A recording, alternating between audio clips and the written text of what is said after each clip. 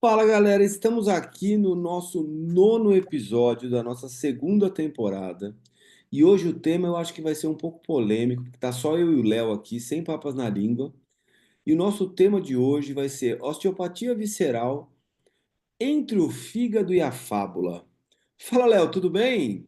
E aí, galera, boa noite, bem-vindos de volta ao podcast Osteopatia Científica, onde a única manipulação permitida é das ideias. Aqui não tem luta contra moinho, aqui o negócio é brabo, é ciência na veia. E aí, Léo? É isso mesmo, é isso mesmo. A gente fala de ciência e a gente não se importa com a sua opinião. A ciência nunca se importa com a sua opinião. A gente trabalha com dados. E hoje a gente vai trazer muitos dados. E nesses dados que a gente vai trazer para vocês, as vísceras são as grandes protagonistas. Então, muita gente gosta de romantizar, né? Essa tal dessa osteopatia visceral, fala bastante, mas eu acho que a gente pode continuar pensando na víscera, mas a gente precisa usar um pouco mais o cérebro, né? Também. Fica uma É, dica aí, né? Pra... é, Vamos pensar um pouquinho também. a gente vê muita lacração, né? A gente vê muita lacração no Insta, a gente vê muita narrativa bonitinha, sexy, rolando aí, mostrando o fígado como problemático, o útero, né? O intestino. Mas ciência mesmo a gente não vê nenhuma nessas publicações, né? É só coisa bonitinha, só narrativa sexy para atrair o pessoal desavisado, os incautos, o povo que acha que a ciência é uma coisa difícil e complicada. Mas, Léo, vou mostrar o que a ciência traz para a gente sobre osteopatia visceral, já que o povo fala que a gente só fala de músculo esquelética, hoje nós vamos botar visceral na veia. Mas uma coisa que é importante entender é que a gente já falou aqui de uma parte disso, que a galera usa muito, que é o tal do possibilismo anatômico, né, Léo? É, Então, a gente já conversou sobre isso, a gente já falou algumas vezes de possibilidade. Não é porque tudo está ligado que tudo faz sentido, né? Então, uma coisa que eu sempre falo é assim: ó, o ligamento deltoide é um estabilizador de tornozelo. O ligamento frenocólico é um estabilizador do intestino. E não é porque os dois são ligamentos que eles podem transmitir força do mesmo jeito. exatamente. Então a gente precisa entender que existe uma estrutura conjuntiva diferente de um lado e de outro, e que isso vai gerar funções diferentes, como diria o Steele. A estrutura e a função são interdependentes. Então a gente fala de ciência sem perder a filosofia, né? E a gente mostra o que tem de real de dado em cima disso tudo, né? Uma coisa interessante, assim, se a gente quiser simplificar para um termo mais musculoesquelético, o pessoal entender o que a gente está falando, porque você fala de ligamento, frenocólico e tudo mais, o pessoal às vezes vai se perder ali na anatomia. Vamos simplificar só para o pessoal entender. O ligamento talofibular anterior, ele é um ligamento, assim como o ligamento deltoide do outro lado. Só que eles têm a mesma função? Não tem. Os dois estão no tornozelo, mas têm funções completamente diferentes. Então, a gente tem que tomar esse cuidado com esse possibilismo anatômico, porque, lógico, mas o corpo não é todo conectado? Claro, o corpo é todo conectado, mas não é porque está conectado que significa que tudo influencia tudo ao mesmo tempo e se constrói uma sequência lógica como uma cadeia lesional que o povo adora falar, né? Não é assim. E aqui a gente vai começar a discutir isso. A gente vai botar aqui o que existe publicado, o que a gente pode fazer, porque, claro, Léo, mas eu vou trabalhar só com o que é comprovado cientificamente? Não. A gente tem que entender que é o seguinte: a gente trabalha com coisas que podem não estar comprovadas, mas que são plausíveis. Plausível também não significa que é provável. Então, a gente tem que fazer uma análise sobre a plausibilidade e a probabilidade. É plausível? É, ok. Qual é a probabilidade disso acontecer? Lembra, não adianta você ficar esperando aparecer um caso outlier no seu consultório, porque ele é um caso raro. Então, você não vai enxergar um unicórnio em todo paciente que chegou, certo? Então quer dizer que o bombear o fígado não altera o colesterol. Infelizmente, ainda não, porque se bombeasse, a gente estava milionário. É esse o problema, é a extrapolação clínica que a gente faz a partir disso. Então a gente já escutou algumas coisas que são problemáticas para a profissão. E aí, uma outra coisa que eu quero deixar claro é assim: muita gente fala assim, ah, mas vocês criticam tudo. Ah, mas vocês falam mal de tudo. Não, é o contrário. A gente quer colocar os pingos nos is e mostrar o que tem de real e o que você pode entregar e o que você não pode entregar. Então a nossa discussão é sempre em cima disso. Olha, o que que eu posso entregar de real para o meu paciente que me procura com a condição X? Olha, eu consigo fazer isso, isso, isso. Então a gente precisa aprender a ter um discurso favorável ao que a gente consegue ter de efeito das nossas intervenções.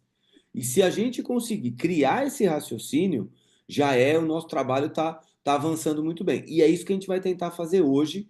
Léo, só para falar para a galera aqui para assistir até o final, nós separamos Sim.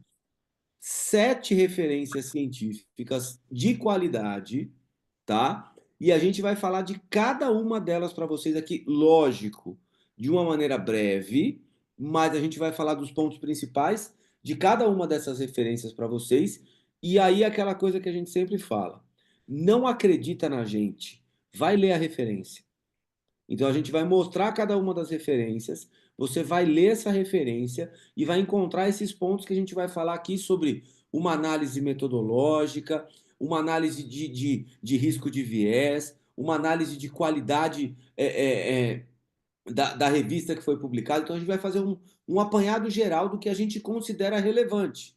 E a gente não sabe tudo. Então a gente vai mostrar um pouquinho para vocês de metodologia e junto com isso a gente vai trazer um pouquinho essa ciência para a osteopatia visceral. Então a nossa primeira pergunta é: o que que a ciência vem mostrando para a gente, Léo? Eu vou abrir o primeiro estudo aqui, ó, que é o do Vamos lá, Breno. Baita de 2024, né? Deixa eu Isso. compartilhar aqui, ó. Que é, abriu aí, é uma revisão Esse aqui, né? sistemática com meta-análise. Isso, esse mesmo. É uma Isso, revisão ó. sistemática com meta-análise. Ele fez uma pergunta: a osteopatia visceral como terapia é efetiva? Né? E aí ele pegou e fez um levantamento e conseguiu reunir 15 estudos e 7 foram incluídos na meta-análise. Por quê? Porque só esses 7 foi possível agrupar os dados de maneira que fosse possível fazer a análise estatística desses dados para poder observar se esses resultados atingiam significância estatística para justificar o uso da osteopatia visceral, Ó, certo? aqui ele está mostrando o flowchart, tá vendo? Ele partiu de 92 estudos, não, de 203 estudos, aí ele foi Isso. refinando, refinando, chegou em 18, excluiu 3, chegou em 15, e na análise quantitativa chegou em 7, que foi o que o Léo falou, tá vendo? Ó? Então o flowchart ele sempre vai levar para você para esse caminho. Então ele analisou, na verdade, mais de 200 referências para chegar nas 7 finais aqui. Inclusive, ele mostra em quais bases de dados ele foi buscar e quantas referências ele achou em cada base de dados. Tá aqui, ó, Medline, Scopus, Web of Science, E- Pedro e Cochrane. Isso, ele olhou, ele juntou 59, 88, 76, 22, 50, excluiu 92 duplicadas, e aí ele analisou 203 artigos, excluiu 185 artigos foram excluídos. E aí ele pegou só os 18 restantes, leram, e aí excluíram três, tiraram dois que tinham combinações, intervenções combinadas, que não era o que ele queria só osteopatia visceral, e tirou mais um que não trazia dados sobre a intervenção. E aí sobrou 15, que ele fez uma análise qualitativa, e 7 análise quantitativa. Mas isso aqui é legal para vocês procurarem lá. Ah, onde ele achou? Ele achou no Medline, ele achou na Scopus, ele achou na Voz, ele achou na Pedro, na Cochrane. Então você vai naquela base de dados e você pode procurar lá também, entendeu? É esse o caminho. E aí ele fez aqui, ó, essas tabelas de qualitativas, né, ó, onde ele colocou os participantes, a intervenção, os desfechos, os resultados principais de cada um dos estudos. E o que que tem de bom nesse estudo aqui, Léo? Conta pra gente. Vamos lá. O que que tem de bom nesse estudo? Eu acho que a Oi? primeira coisa importante é falar que que ele incluiu só ensaio clínico para poder fazer a meta-análise, porque meta-análise é só Exatamente, ensaio clínico. exatamente. Ele pegou só ensaios clínicos e conseguiu fazer essa meta-análise. E aí, o que que acontece? Quando ele aplicou a avaliação, se a gente descer um pouquinho mais, a gente vai ver uma avaliação de viés aí embaixo, né, Léo? Quando ele foi fazer a avaliação do risco de viés, vocês estão olhando aí, você tem a bolinha verde, é que tem baixo risco de viés. A bolinha amarela é que tem o risco moderado e a bolinha vermelha é que tem alto risco de viés, tá? Então, se a gente observar, de todos os artigos que ele selecionou, a gente vai ver aqui um, dois, três, dois artigos com excelente qualidade metodológica, tá? Que é o Lagrange E o e Demar, o Demarco, né? Os outros têm problemas, tá? Tem vários problemas aqui. E ali do lado ele explica. O D1, D2, D3, D4, D5 é aonde está o viés, aonde está o problema do estudo. O que que ele tem de bom? Ele conseguiu reunir tudo que era ensaio clínico, ele conseguiu reunir dados quantitativos recentes, se a gente olhar, pegou mais ou menos os últimos 10 anos de publicação, tá? Ele conseguiu reunir um N grande de artigos, tá? E quando ele aplica a ferramenta, ele encontra o quê? Ele encontra um alto risco de viés com uma qualidade de evidência baixa ou muito baixa na maioria dos artigos, para o desfecho que ele analisou, que era se a osteopatia visceral era eficiente ou não, tá? E aí, o que que acontece? Esse alto risco de viés automaticamente vai pegar essa revisão sistemática, essa meta-análise, e vai direcionar a gente para um lado de cautela. Não quer dizer assim, isso não presta, então eu não vou usar. Não é isso. Ele diz que, olha, a evidência aqui é ruim. Não dá para sair extrapolando e utilizando isso aqui, tá? Ele é muito bem feito, a revisão sistemática, só que o problema da revisão é a qualidade dos estudos encontrados. A maioria tinha alto risco de viés, exceto dois um pouco melhores. Qual que é o problema que ele encontrou na maioria dos artigos? Muito spin. Os artigos ruins, artigo ruim, ele só tem uma saída, botar spin. Porque aí a pessoa que não sabe ler artigo, lê o spin, se dá por satisfeito e sai executando aquilo lá. ô Léo, eu sei que a gente já falou disso algumas vezes, mas assim, só para a galera entender, o spin é, traduzindo, o spin seria isso aqui, ó, é uma volta. Então, o que que é isso? O spin que a gente está falando aqui é quando o cara te dá uma volta na conclusão. Então, assim, ele conclui uma coisa que ele não tem de dado para provar. Então, ele conclui um negócio que ele não conseguiu explicar direito, mas ele conclui uma parada lá. E normalmente o que que ele faz? Ele coloca isso diretamente no abstract. Porque aí o desavisado vai lá, lê o abstract e fala assim: não, esse artigo é maravilhoso. Mas se você vai achar nos dados, você fala assim: não, peraí, ele não tem ferramenta para falar o que ele está falando ali. Como é que ele pode falar? Então, o que que a gente vê? Que mesmo com alguns estudos com boa metodologia, o tamanho de efeito foi pequeno. Entendeu? Então, assim, Exato. a gente teve alguns estudos com boa metodologia, mas mesmo esse daí o efeito foi pequeno. E aí o que que acontece? Isso cria uma inconsistência nos dados, e aí a gente começa a ter problema na interpretação. Então, se a gente Exato. pegar esse estudo que é um estudo de 2024, e levar esse estudo para Recente. justificar alguma coisa, a gente vai começar a ter algum tipo de problema com a osteopatia visceral. Vamos aos dados aqui. Por exemplo, quando ele reuniu os dados dos estudos e foi analisar a osteopatia visceral, o efeito da osteopatia visceral em distúrbios musculoesqueléticos, como dor lombar, cervical, incontinência, o que que ele encontrou? Que não houve efeito significativo analisando todos os estudos em conjunto. E está aqui Um no ponto Force ruim. Plot, ó. Isso. Lá cruzando a linha, né? A gente olha lá que tá ultrapassa ali, quando a gente vê o resultado lá embaixo, está muito próximo ali também. E o resultado, o efeito da intervenção foi pequeno, entendeu? Então não dá para classificar como significativo. Quando ele foi analisar os distúrbios não musculoesqueléticos, como a síndrome do intestino irritado, câncer de mama, prematuros, foi pior ainda, porque aí ficou evidente a ineficácia do método, tá? Sim. A gente não pegou estudo por estudo para entender o que aconteceu aqui, entendeu? A gente está olhando a revisão sistemática que fez isso para a gente. Mas o que que acontece? Houve um rebaixamento da evidência, por quê? Viés de publicação, imprecisão dos dados, inconsistência nos dados, erro de direção, entendeu? O que que é a direção? Para onde está indo causa e efeito, entende? Então, houve uma qualidade metodológica da maioria desses estudos que causou o rebaixamento dessa evidência, certo? E pode parecer bobagem, mas, por exemplo, o viés de publicação é um viés que compromete significativamente o Exato, estudo, exato. né? Então, o que que ele conclui? Que assim, olha, a osteopatia visceral não tem benefício, isso está claro, porque não é que não há benefício. Tem estudos que mostram benefício, mas ele não é significativo. E aí, como é que você aplica essa evidência,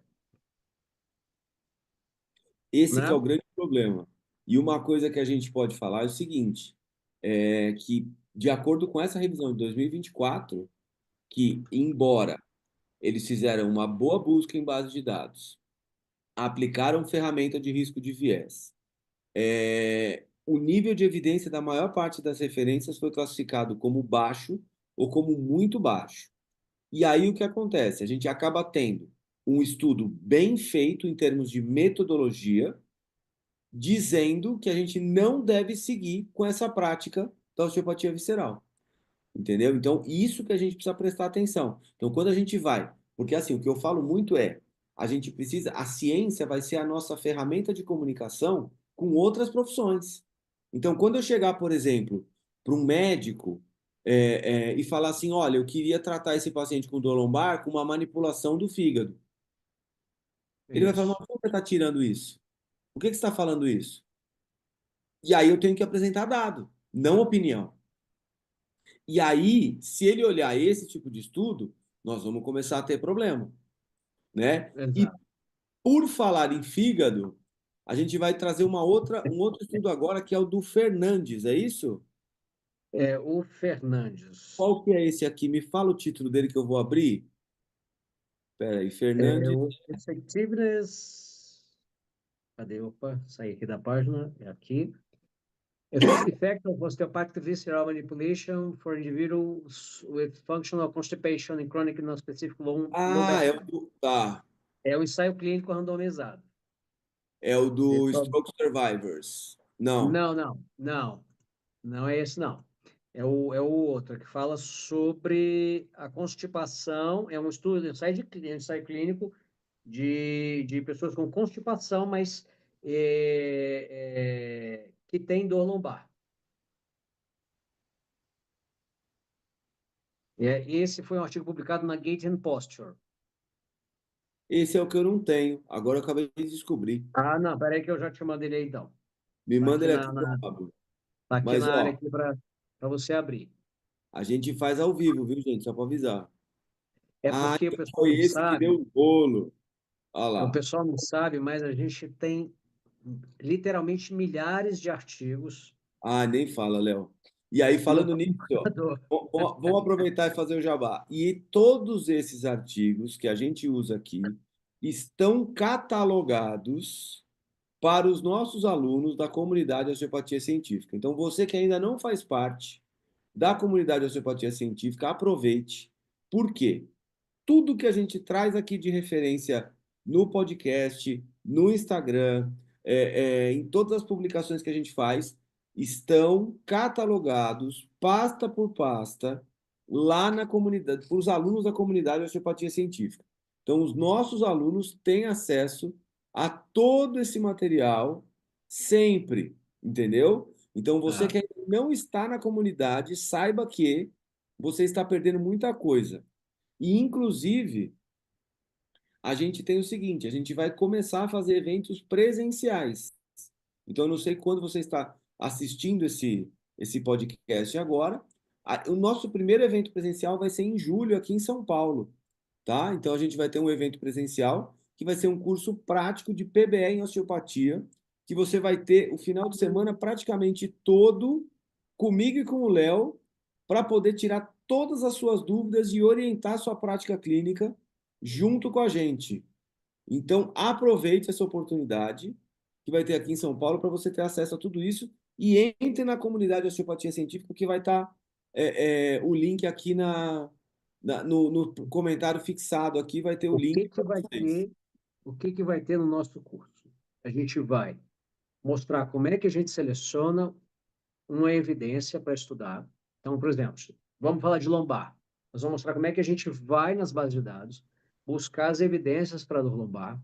A gente vai mostrar como é que a gente interpreta essa evidência, e aí nós vamos partir para a prática. Nós vamos mostrar como é que a gente faz uma avaliação, um diagnóstico, para poder chegar a um plano terapêutico baseado em evidência. Entendeu? Nós vamos mostrar algumas técnicas de atendimento, técnicas de avaliação, e começar a construir esse raciocínio baseado em evidência. Como é que a gente chega numa conclusão do que o paciente tem dentro do diagnóstico funcional dele e do que ele precisa de terapia. Ah, ele precisa vir 2 vezes por semana, uma vez por semana, uma vez a cada 15 dias, uma vez por mês, é uma sessão de exercício, o que que a gente vai fazer, para que lado a gente vai, manda para fulano, ciclano. O curso vai ser assim, nós vamos organizar esqueleto axial, esqueleto apendicular, e vamos ter uma parte de visceral e crânio também, porque ainda vamos falar de crânio aqui, né, Léo? Chegou aí o Exato. artigo? Tá aí? Botou Chegou, aí? já abri. É esse que está na tela, né? Isso. Esse é um Boa. ensaio clínico randomizado, né? Que, E que, que foi publicado em 2023, que avaliou pacientes com constipação funcional e dor lombar crônica. Ou seja, o cara tinha os dois quadros.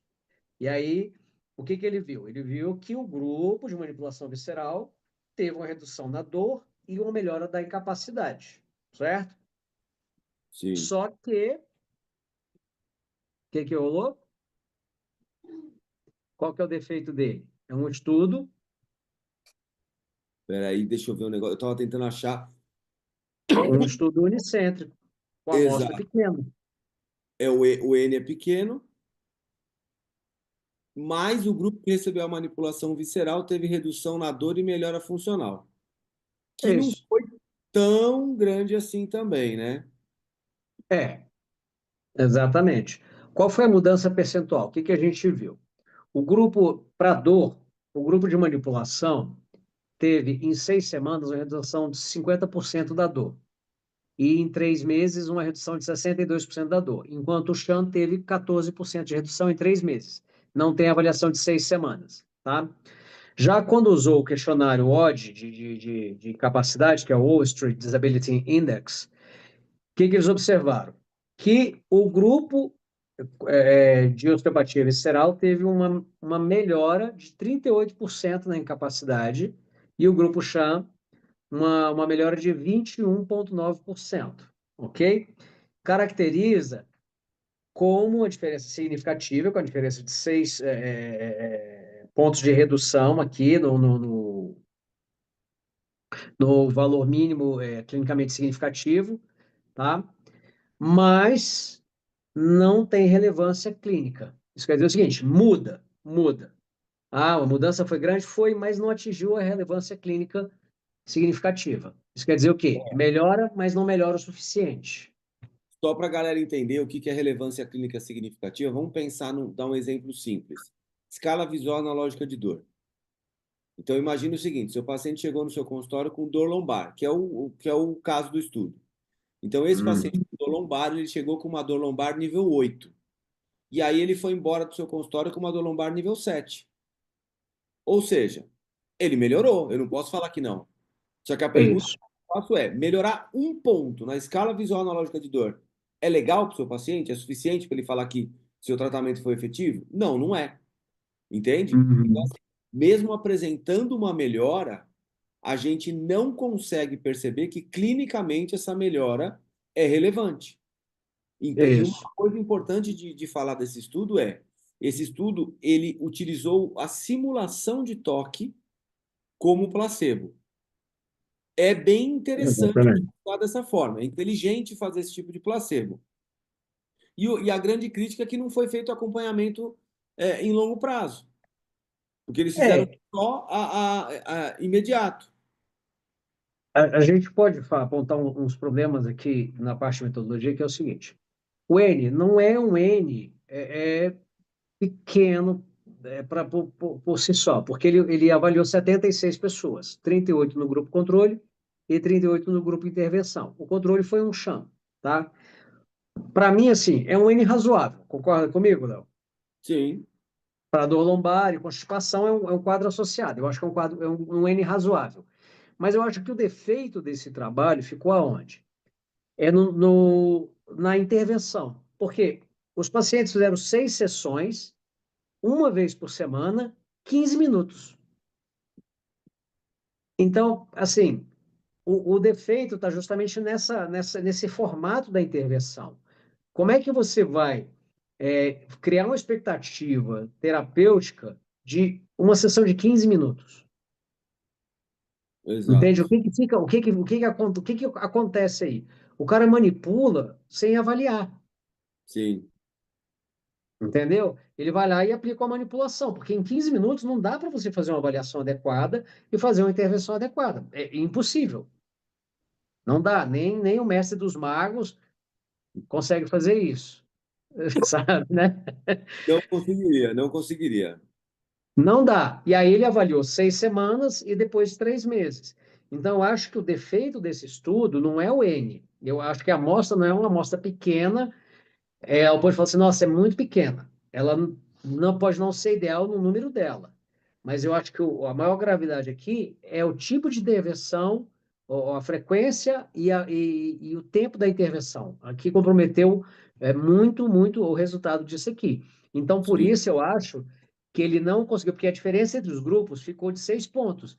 E aí, essa diferença clinicamente é relevante para você justificar a utilização da técnica fica comprometida. Ele fala assim, falta robustez clínica.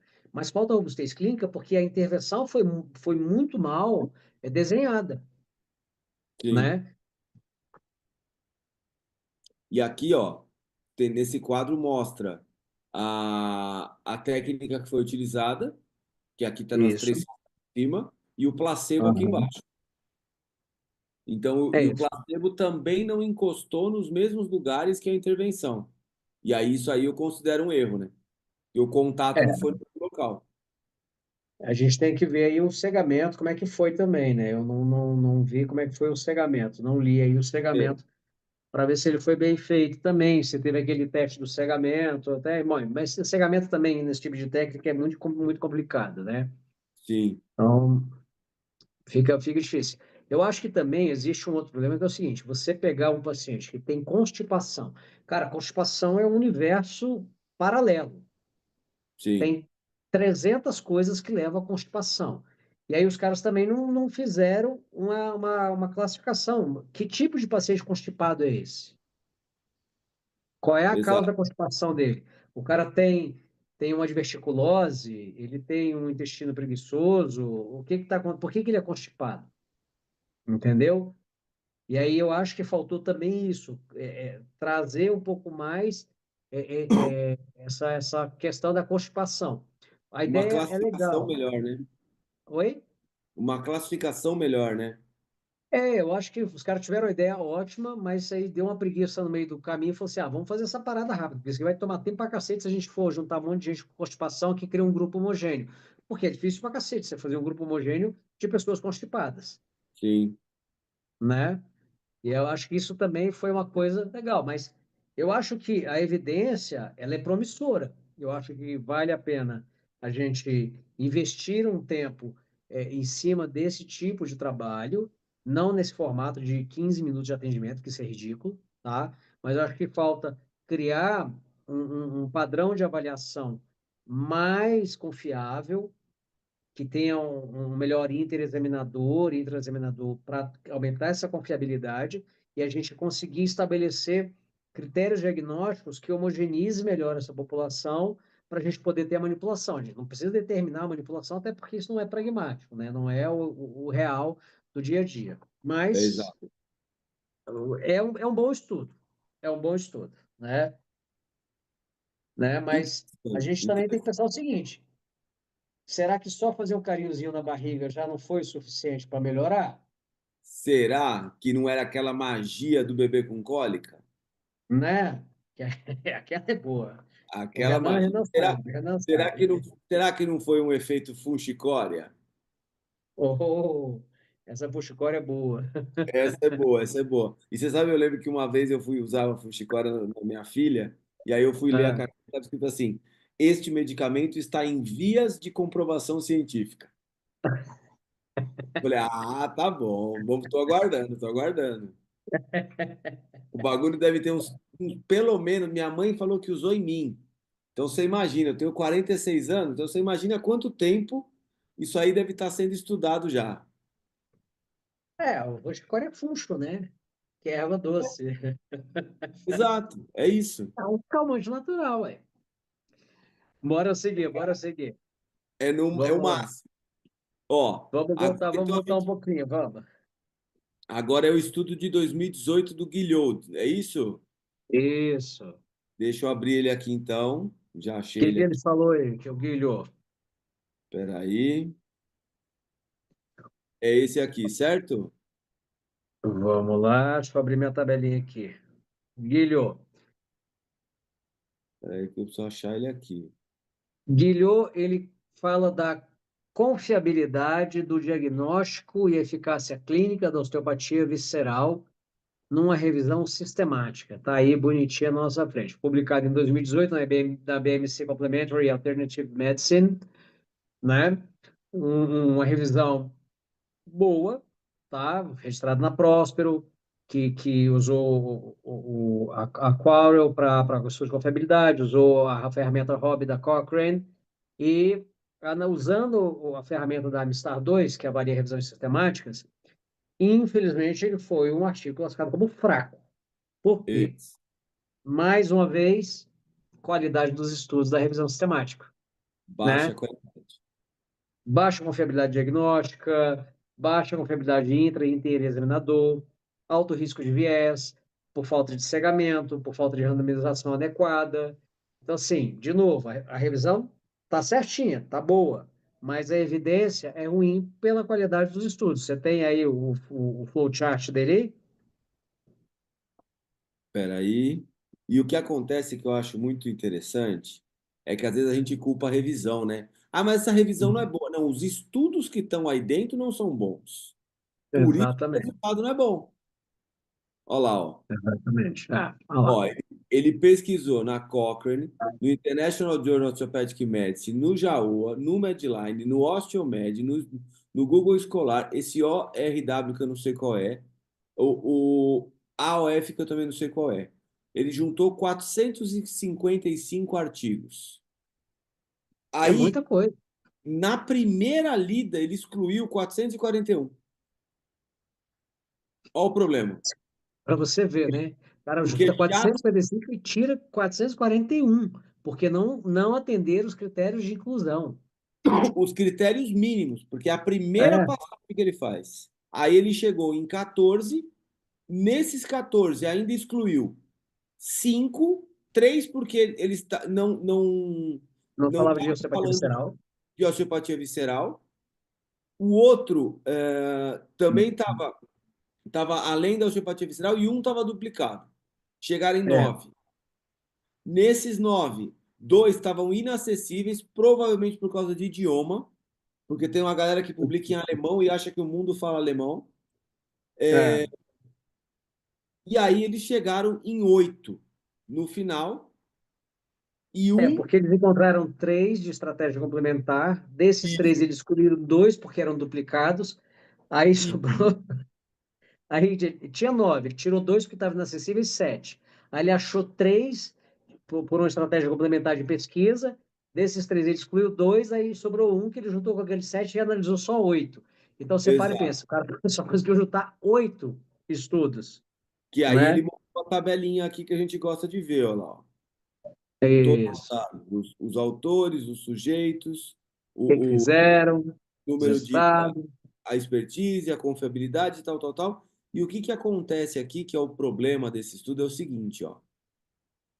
Esse estudo fez uma revisão de confiabilidade diagnóstica e eficácia clínica da osteopatia visceral. Qual que é o grande Isso. problema disso? Que é o que a gente fala aqui. a gente precisa aprender a utilizar a metodologia científica na concepção dos estudos. Então, assim, quando você tem uma ideia legal de estudo, primeira coisa que você tem que fazer, puta, eu quero fazer um estudo tal, tal, tal. Eu quero fazer uma revisão sistemática, eu quero fazer um ensaio clínico. Conselho, quer fazer um ensaio clínico sobre osteopatia? Estuda a escala Pedro e monta a metodologia do seu ensaio clínico a partir da escala Pedro. Por quê? Porque a escala Pedro é a escala de qualidade metodológica dos ensaios clínicos. Então, se você montar a sua metodologia a partir da escala Pedro, a chance de você realizar um estudo legal é muito grande. Agora, se você montar um ensaio clínico tirando da sua cabeça todas as variáveis e todo o passo a passo que você vai fazer, a chance de você fazer uma merda é muito grande. E aí, Exatamente. o que encontrou nessa revisão? Olha lá, ó. O básico que a gente já fala, que a maioria dos testes que a gente usa para diagnosticar disfunção visceral é parecido com o horóscopo do jornal. É, Ou seja, é totalmente aleatório. É aquela pareidolia palpatória, onde o professor palpa de um jeito e fala, palpa aqui que você vai sentir não sei o quê. Aí você vai lá e sente aquilo que ele acabou de falar. Então, o que acontece? Você acaba criando um teste diagnóstico que não é replicável. E aí você começa a ter uma série de problemas, porque você vai utilizar esse teste diagnóstico como base para fazer o próximo passo. Pronto, já está tudo é. errado. E isso a gente está falando, dessa primeira seleção que a gente está falando, desses 8 artigos, a gente está falando só da confiabilidade do diagnóstico. E aí, se você parar aí, para aí, olha o quadro de viés. De novo, Tem verde, né? o Não tem verdinho é verde. porque é baixo risco de viés. O Exato. amarelo é incerto, o vermelho é uma bosta. Só tem amarelo e vermelho. E o cinza é porque o cara não tem nem dado. Então Nem você já vê consegui assim, retirar o é, dado. Exato. ele nem, o dado nem estava disponível, entendeu? Isso é a Então falha você, metodológica. completamente, isso é só a confiabilidade diagnóstica. Isso quer dizer o quê? Se você não sabe diagnosticar, como é que você vai tratar? A partir do que você vai tratar? É, simples assim, né? Aí o cara vira o quê? Um Dom Quixote, né? Porque o Exato. cara inventa que ele sentiu que o fígado estava girando em sentido horário no eixo transverso oblíquo, seguindo o ligamento coronário dele, e aí aquilo lá estava empurrando o rim, que empurrava pessoas, que chegava na bexiga, e aí, se for mulher, empurrou o ligamento secovariano, e aí pronto, a dor deu no joelho pós o ligamento secovariano. É isso que vai rolar, É você, entendeu? Barral? É você que está falando, Barral? Incorporou?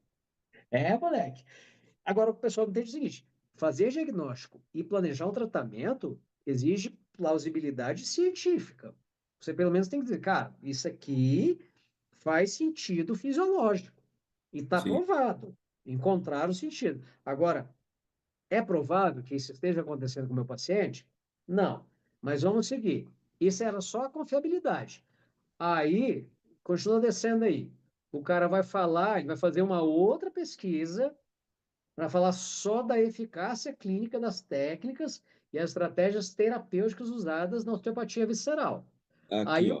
o negócio é mais louco ainda, porque o cara encontra 1.413 artigos nas mesmas bases de dados que ele pesquisou. O cara exclui por falta de atender o critério mínimo de inclusão do artigo. 1.318 artigos. Só para começar. Só assim, o cara tirou mais de 90% só porque não atendia o critério de inclusão, por motivos diversos, entendeu? Aí o cara pega 95 e exclui 86. O cara exclui de novo mais de 90% do que selecionou.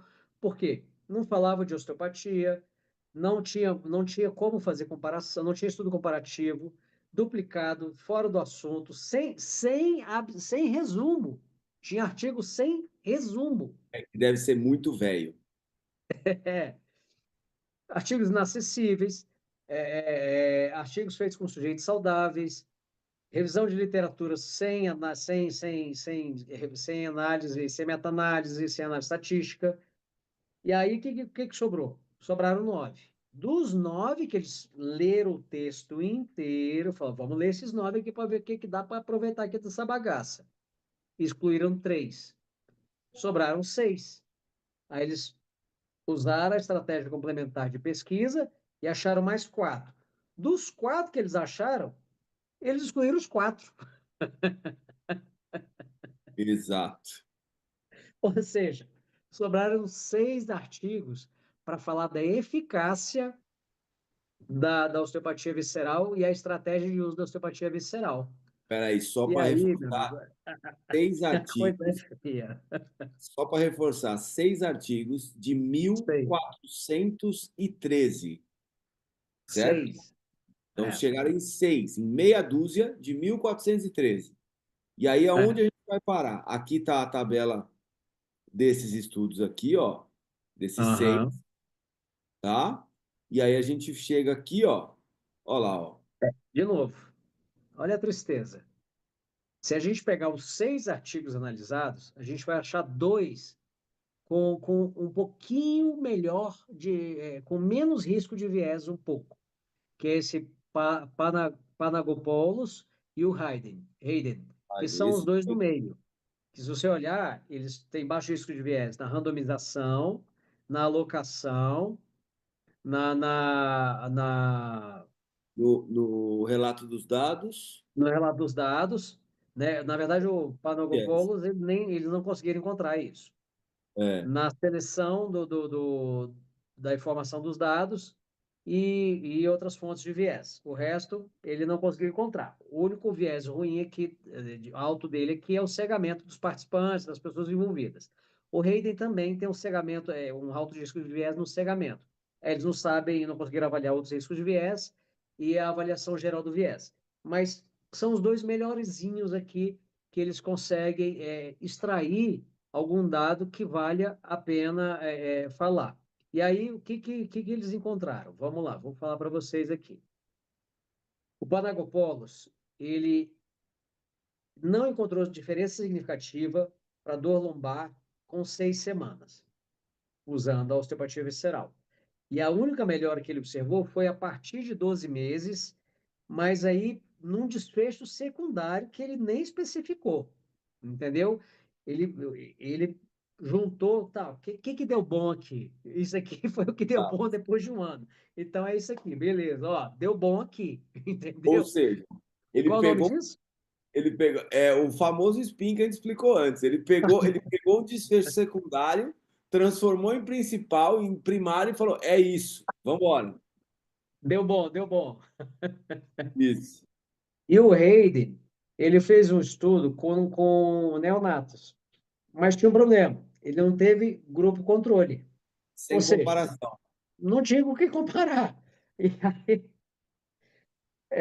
eles encontraram resultados. Ele não teve, na verdade, um grupo placebo. Ele comparou com controle que não fez nada. Ele não fez um placebo para avaliar a técnica. Mas o que aconteceu? O grupo intervenção ele teve resultados Exato. piores no tempo de internação e na alimentação dos neonatos, né? Mas, de novo, ele pegou o quê? O que ele achou que era um desfecho secundário, que deu bom ali, e jogou lá no resumo falando que o negócio funciona. Um espinzão Vamos do embora. brabo, entendeu? Exato. Então, assim, dos estudos de confiabilidade, como tinha muito risco de viés, ele concluiu que não dava para usar, não era confiável a osteopatia visceral, entendeu? Não dava para confiar no diagnóstico da osteopatia visceral. Tá errado? Cara, não tá errado. A gente sabe, a gente que é osteopata, a maior dificuldade que tem é você falar assim, Léo, eu tô vendo que o fígado tá rodado. Aí o Léo vai dar o papo, não, o fígado não tá rodado. O fígado ele tá inclinado. Aí a gente chama o terceiro fulano. Não, o fígado não tá rolando nada com ele. Sim. Isso é, Porque isso é, a gente, né? A gente não tem nenhuma base confiável, nenhuma evidência confiável para sustentar o diagnóstico visceral. O problema é esse. sim. Né? O que que é um estômago que está rodando, diminuiu a mobilidade dele no sentido horário. O que que é isso? O que que isso quer dizer? Qual é a relevância clínica disso, né, também? Como é que isso interfere nas estruturas adjacentes ligadas a ele? A pergunta é: será que vale a pena desrodar? Tem isso também, né? Porque assim, Tem isso será que também. não é? Porque, por exemplo, tem uma outra coisa que eu falo muito quando eu vou dar aula de visceral. É, a gente tem dois órgãos que eles têm variedade anatômica muito grande, uma variabilidade anatômica muito grande. O É, estômago é um e o cólon transverso é outro. Então, assim, o que será que é um estômago com algum tipo de problema? Será que aquilo não é uma alteração estrutural desse paciente só? Que ele tem uma curvatura maior, uma curvatura menor, diferente do outro? Será que esse outro é. paciente tem um cólon transverso um pouco mais angulado? Não sei. Entende? Então, assim, o que a gente precisa ver é o que é variação anatômica, o que vale a pena. E, além disso, quando a gente fala dos ensaios clínicos, que foram 6, a gente tem 2 com viés aceitável. E nenhum dos ensaios clínicos apresentou uma melhora robusta e consistente, que é aquilo que a gente falou. O paciente chega com uma dor 8. Qual deles foi embora com uma dor 4? Nenhum. Então, assim, isso não tem nesse momento, nesse estudo, não tem uma relevância clínica significativa para isso. Se a gente para pensar, a gente tem que pensar nas seguintes coisas. Como é que a gente vai validar uma abordagem? Como é que você justifica para o paciente ele investir tempo e dinheiro num atendimento em que você tem o diagnóstico baseado numa confiabilidade que é pior do que o acaso. Se você jogar uma moeda para cima, você acerta mais do que a própria avaliação de técnica visceral. Veja bem, a gente está aqui batendo, mas a gente não está dizendo assim, olha, não use técnica visceral, não faça osteopatia visceral, porque não vale a pena. Não é isso que a gente está dizendo.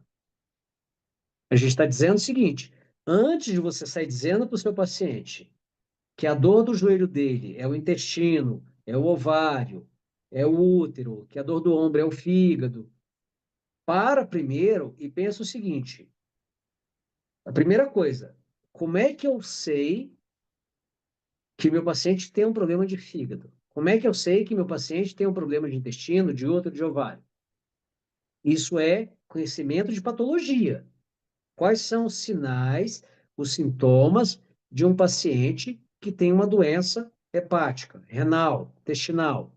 Quais são os sinais e sintomas comuns? Como é que se chega no diagnóstico? Quais são os marcadores sanguíneos que estão alterados e qual é a relevância desses marcadores na função desse paciente? O que esperar? Qual é a frequência de ocorrência de sintomas musculoesqueléticos num paciente com dor visceral, com problema visceral? Ah, é uma dor referida da víscera X. Qual é o percentual de ocorrência dessa dor referida musculoesquelética num paciente com um problema gástrico? É a probabilidade. Não é porque é Sim. plausível que é provável. É plausível? É lógico que é. Um fígado pode dar dor musculoesquelética? Pode. Mas qual é a probabilidade? Então começa por aí. Não, não sai botando a mão lá, olho fechado. Não, peraí, tá rodando. Opa, veio. Opa, ó, ele não tá subindo, ele tá descendo, mas não tá subindo. Meu amigo, o que isso quer dizer em termos fisiológicos e fisiopatológicos Traduz, dos né? Traduz para pacientes?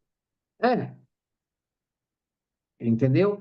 Como é que você vai poder afirmar, não, deixa eu tratar. Eu vou levar, pera, agora foi. Foi o quê? O que que aconteceu ali? Exato.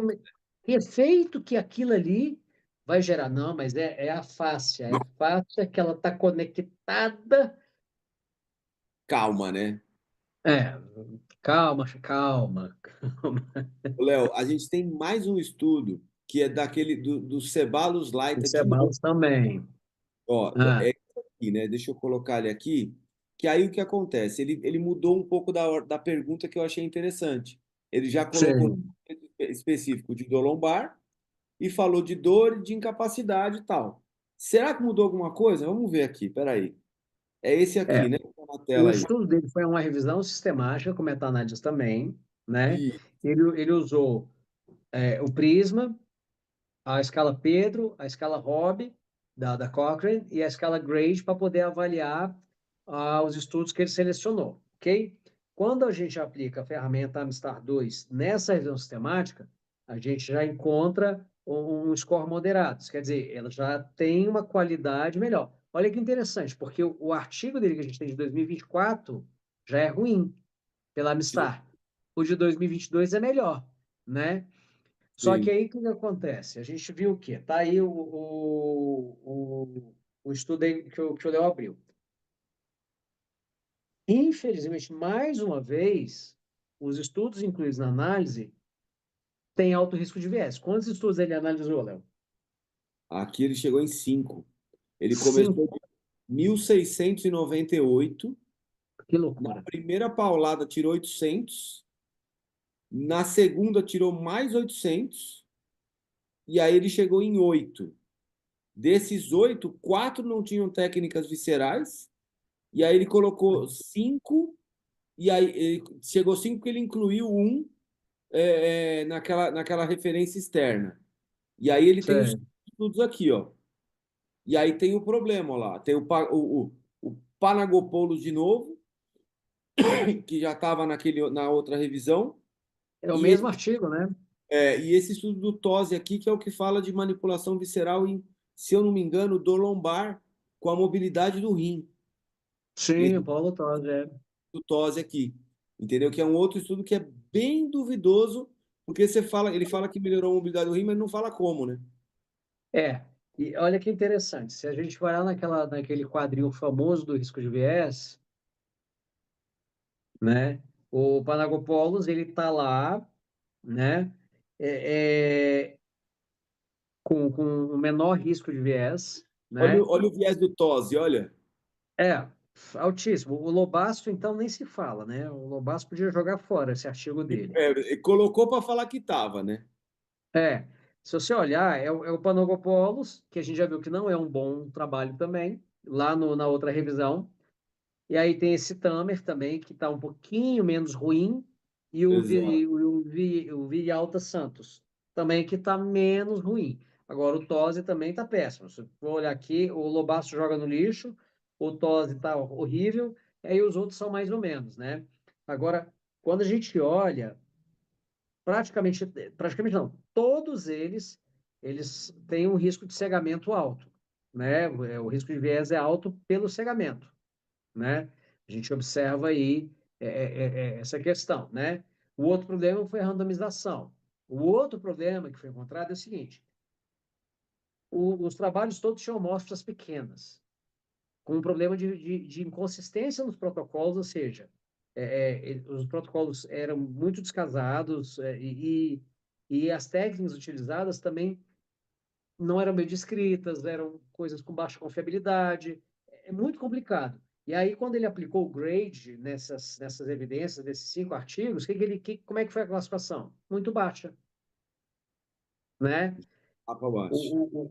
A análise de spin, a gente viu que, assim, quando analisa os 5 artigos, a presença de spin desses 5 artigos já é um pouco mais baixa, porque eles tiveram cautela na hora de reconhecer as limitações estruturais sérias que cada artigo tinha. Mas, de fato, fazer um trabalho com visceral, um ensaio clínico randomizado, com cegamento, certinho, bonitinho, é difícil pra cacete. Sim, Não é uma coisa simples, né? Mas, enfim, eles avaliaram a osteopatia visceral na dor, na incapacidade e na função física dos pacientes com dor lombar inespecífica, né? Se não me engano, é só da lombar, né, que ele classificou. sim, sim, só na lombar. E aí, o que ele encontrou? Ele encontrou que nenhum dos desfechos principais teve uma melhora clínica relevante. Nenhum. Que é dor e incapacidade de função física. Ok?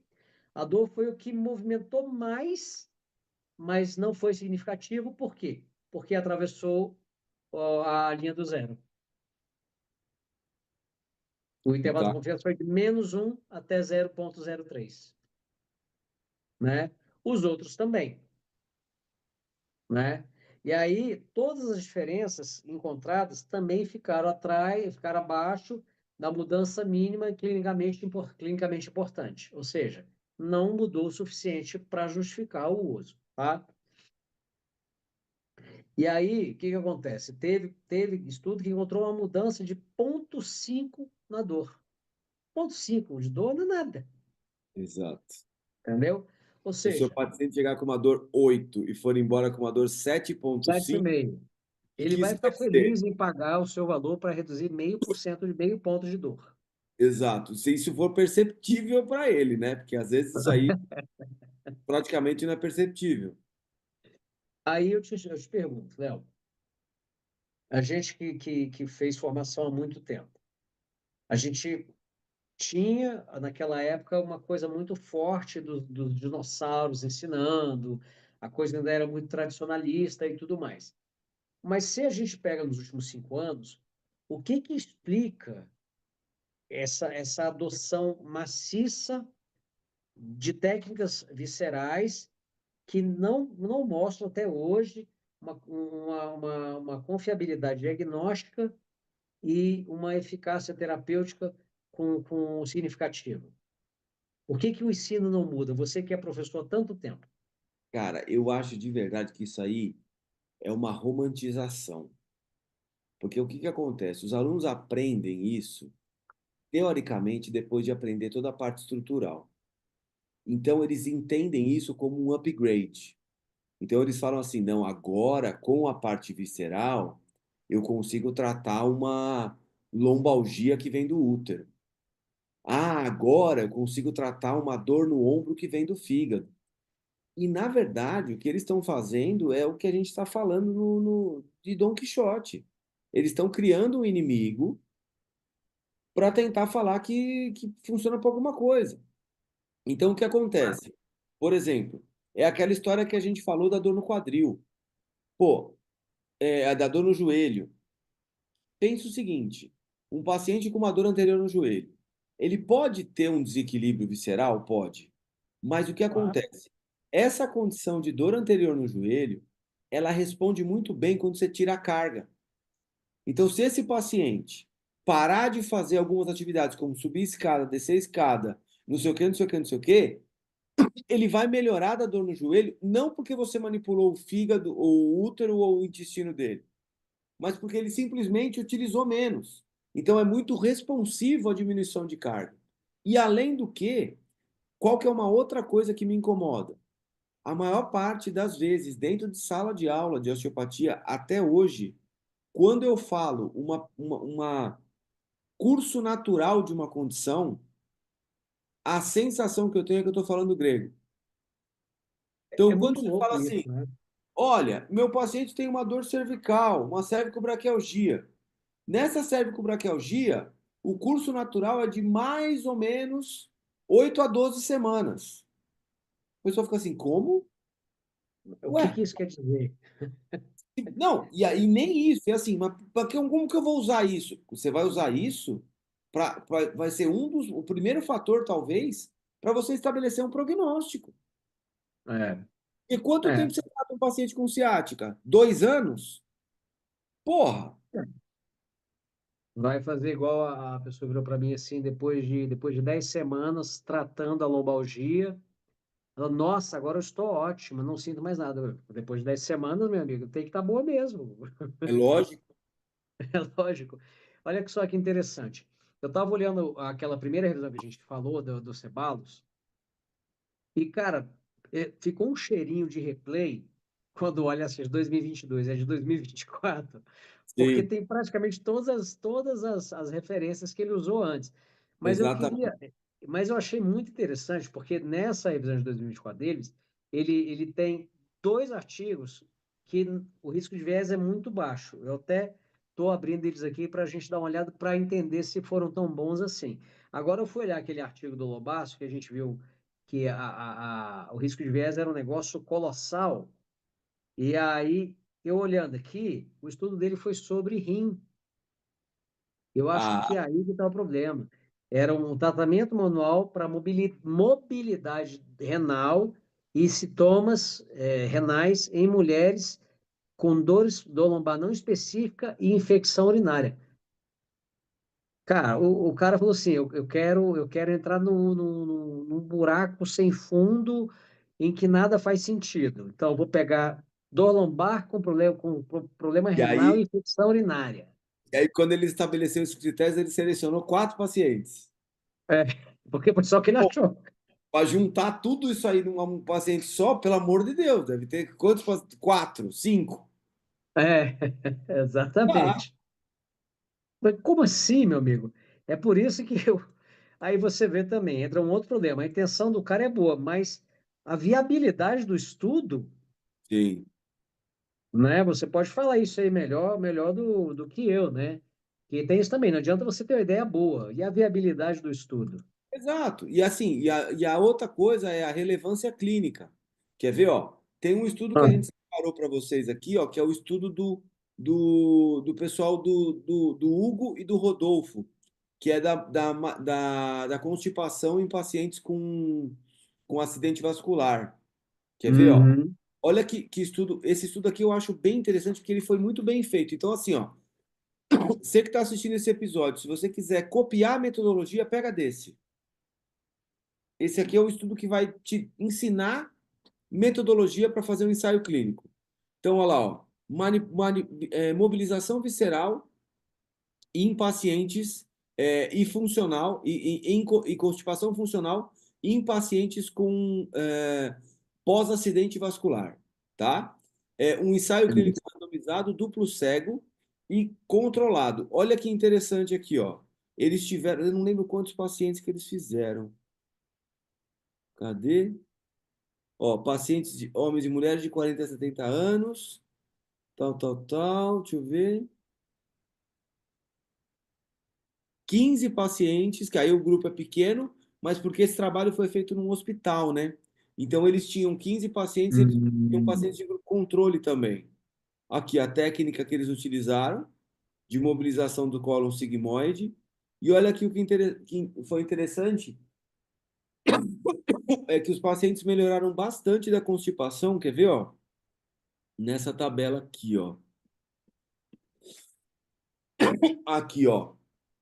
Então, pós-intervenção, olha aqui, ó, a maioria conseguiu ir ao banheiro. Então, esse aqui é um trabalho que mostra resultado interessante para a gente. Olha lá, ó, tá vendo? Pós-intervenção foi no desconforto abdominal, tiveram todos os resultados significativos. Então, esse aqui é um estudo bem interessante para a gente usar como referência. Uhum. Uhum. Olha aí. Assim, ou seja, tem coisa boa. Mas é Tem coisa boa. fazer outros. Exato. Se você não fizer outros estudos dessa forma aqui, não vai dar certo. É um estudo simples, um estudo bem feito e que a gente pode falar, olha, a gente tem um certo efeito em constipação aqui, ó, Isso. nesse Isso. perfil de paciente. E aí você vê que assim, ele se propôs a fazer uma coisa e ele entregou essa coisa. Então assim, eu vou avaliar a constipação. O que que ele fez? Avaliou variáveis de constipação. Desconforto abdominal, não sei o quê, não sei o quê, não sei o quê. É isso. Então ele trabalhou no básico. Ele foi objetivo, ele usou uma ferramenta boa, e aí ele vai ter um bom resultado. É assim, um bom resultado, né? Que a gente Real, consegue né? ter isso. Não é uma coisa maluca, inventada, né? Eu tô te mandando aí, Léo, um interessante do Lagrange, que ele, naquela primeira revisão do Ceballos, ele classificou baixo risco de viés. E é um estudo sobre osteopatia visceral na redução de toxicidades digestivas em pacientes que estão submetidos à quimioterapia para o câncer de mama. Nossa, pera. Vou Te até mandei ele aí. mandou, tá aqui. É muita coisa, né? É muita coisa. E aí, o outro que eu vou te mandar é o do Demarco, que também teve uma classificação de baixo risco de viés na revisão sistemática do CEBALO de 2024, que aí ele fala de incontinência urinária feminina associada com treinamento dos músculos do assoalho da pelve.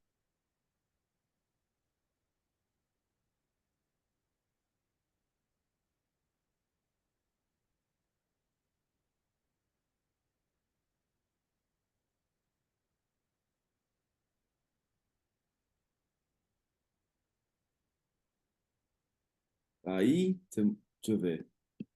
Eu mandei agora. Aí, deixa eu abrir ele aqui. Aqui, ó. Ó, então peraí, deixa eu abrir. Qual que você está abrindo aí? Vou abrir primeiro. Ah, pera, pera que tem pouca tela aberta aqui ao mesmo tempo. Vou ficar bem tranquilo. É, Pera, o pelvic floor. o do Demarco, Pera aí que eu vou abrir ele aqui. que é o outro. Aí, ó, esse aí. Isso, do Demarco. Vamos lá. Esse estudo Demarco, ele foi classificado com baixo risco de viés, tá? Ele é o quê? Ele é um ensaio clínico randomizado, duplo cego, com análise de detecção para tratar, ok? E ele conseguiu pegar o seguinte: tirando o cegamento do terapeuta, ele conseguiu a nota 9 em 10 na escala Pedro. Ou seja, metodologicamente, é um bom estudo. Randomizado, alocação oculta, grupos homogêneos, cegamentos avaliadores dos participantes, não deu para cegar o terapeuta, mas isso não compromete o estudo. Análise de detecção por tratar e medidas de desfecho confiáveis presentes no estudo, certo? O desenho é robusto, mas ele tem um problema. O dropout. 42% de dropout. Ah, muito. Então, assim, o que é o dropout, Léo? Explica para o pessoal. É, No que ele compromete? os que desistiram do tratamento. Compromete muito a escala Pedro, né? Você não pode ter mais de 10% de perda amostral, né? E isso implica Aí, diretamente na confiabilidade do achado. Por quê? Porque exato. você reduz os dados analisados. E Aí a aí, pergunta quando que, você que a gente reduz, e a pergunta que a gente faz é: por que que esses caras saíram do estudo? Porque não estava funcionando, que eles estavam com alguma dor na aplicação das técnicas, que eles estavam incomodados de algum outro jeito. Então, o que que aconteceu? é. E aí a gente tem que procurar no artigo para ver Eu se acho que ele ele não relatou, explica. não. Deixa eu Eu dar acho uma que, olhada rápida aqui. eu acho que ele não relatou, O, não. tá. O estudo ele foi conduzido durante a pandemia. Ah, foi isso, então. É complicado. Aí é complicado. E aí teve o problema da coleta dos dados, né? Eu queria dizer o seguinte, esse estudo é de um brasileiro, tá? Sim, é do pessoal de Santa Catarina. Isso. E aí teve gente que teve dor abdominal por causa da artrite reumatoide, e aí eles acharam que era uma sensibilização central, e aí tiraram. E aí teve participantes que foram excluídos porque estavam com estenose vaginal ou tiveram um AVC ocorrido durante o estudo, tá? E aí, os participantes que não compareceram a no mínimo 80% das sessões também foram excluídos do estudo. Então, essas são as razões pelas quais teve essa evasão grande, mas certamente o problema aí foi a pandemia, deve ter reduzido muito isso aí. No Exato. fim, o que eles fizeram? Analisaram 52 mulheres com mais de 18 anos, tá? E fizeram essa randomização. Então, botaram a manipulação com treinamento de assoalho, com o treinamento de assoalho e uma terapia manual placebo, cinco Que foi, semanas. Oi? foi essa aqui, ó. Isso. 5 semanas e o desfecho primário era a incontinência urinária, certo? E os desfechos secundários era a pressão vaginal de repouso e a contração voluntária máxima via manometria, tá? E aí eles não encontraram diferenças significativas na primeira avaliação, tá? Com a ferramenta ICI-Q, SF, que foi igual em ambos os grupos, tá? A contração, a pressão vaginal em repouso no grupo de intervenção teve um aumento de 4%, enquanto no grupo controle caiu 0,7%, e a contração voluntária máxima aumentou 15% no grupo intervenção e 7,6% no grupo controle, tá? Mas isso não configurou significância estatística. Então, o que que acontece? Eles observaram que a manipulação visceral associada com o exercício de fortalecimento não teve superioridade clínica, só o fortalecimento isolado, entendeu? O que faz com que eles mantenham como primeira linha o fortalecimento isolado. E aí ele não recomenda o uso das terapias viscerais como padrão adjuvante. Isso quer dizer o seguinte: não é o tratamento principal, porque não tem um benefício robusto, tá? Mas como é um trabalho que sofreu uma evasão muito grande, fica complicado extrapolar esses resultados, certo? Esse foi o maior problema desse estudo, né? O estudo estava bonito, não tava bem desenhado esse estudo, estava bacana. E Uma pena a evasão, né? Já o segundo lá do Lagrange, da Lagrange, porque é uma mulher, o Rayleigh, deixa eu ele achar onde ele foi parar aqui. está logo acima desse aí. Ele Certo. já tem uma nota 8 em 10 na escala Pedro, tá? Ele teve randomização, alocação, grupos homogêneos, cegamentos avaliadores dos participantes, análise de pretensão para tratar, medidas confiáveis. Novamente, é difícil fazer cegamento de terapeuta nessas coisas, tá? É E esse aí o aqui. problema é que houve um desequilíbrio no número de participantes por grupo. Um grupo teve 54 participantes, o outro teve 40. Então ficou muito distante essa diferença. Deu quase 30% de diferença no número de participantes de um grupo para o outro, né? E isso foi por causa do tipo de randomização que eles criaram. Foi uma randomização simples, tá? E aí teve apenas um osteopata fazendo o estudo. Então cria um viés aí problemático também, porque você só tem um profissional, não é possível fazer uma avaliação interexaminador. E aí isso complica um pouco, tá?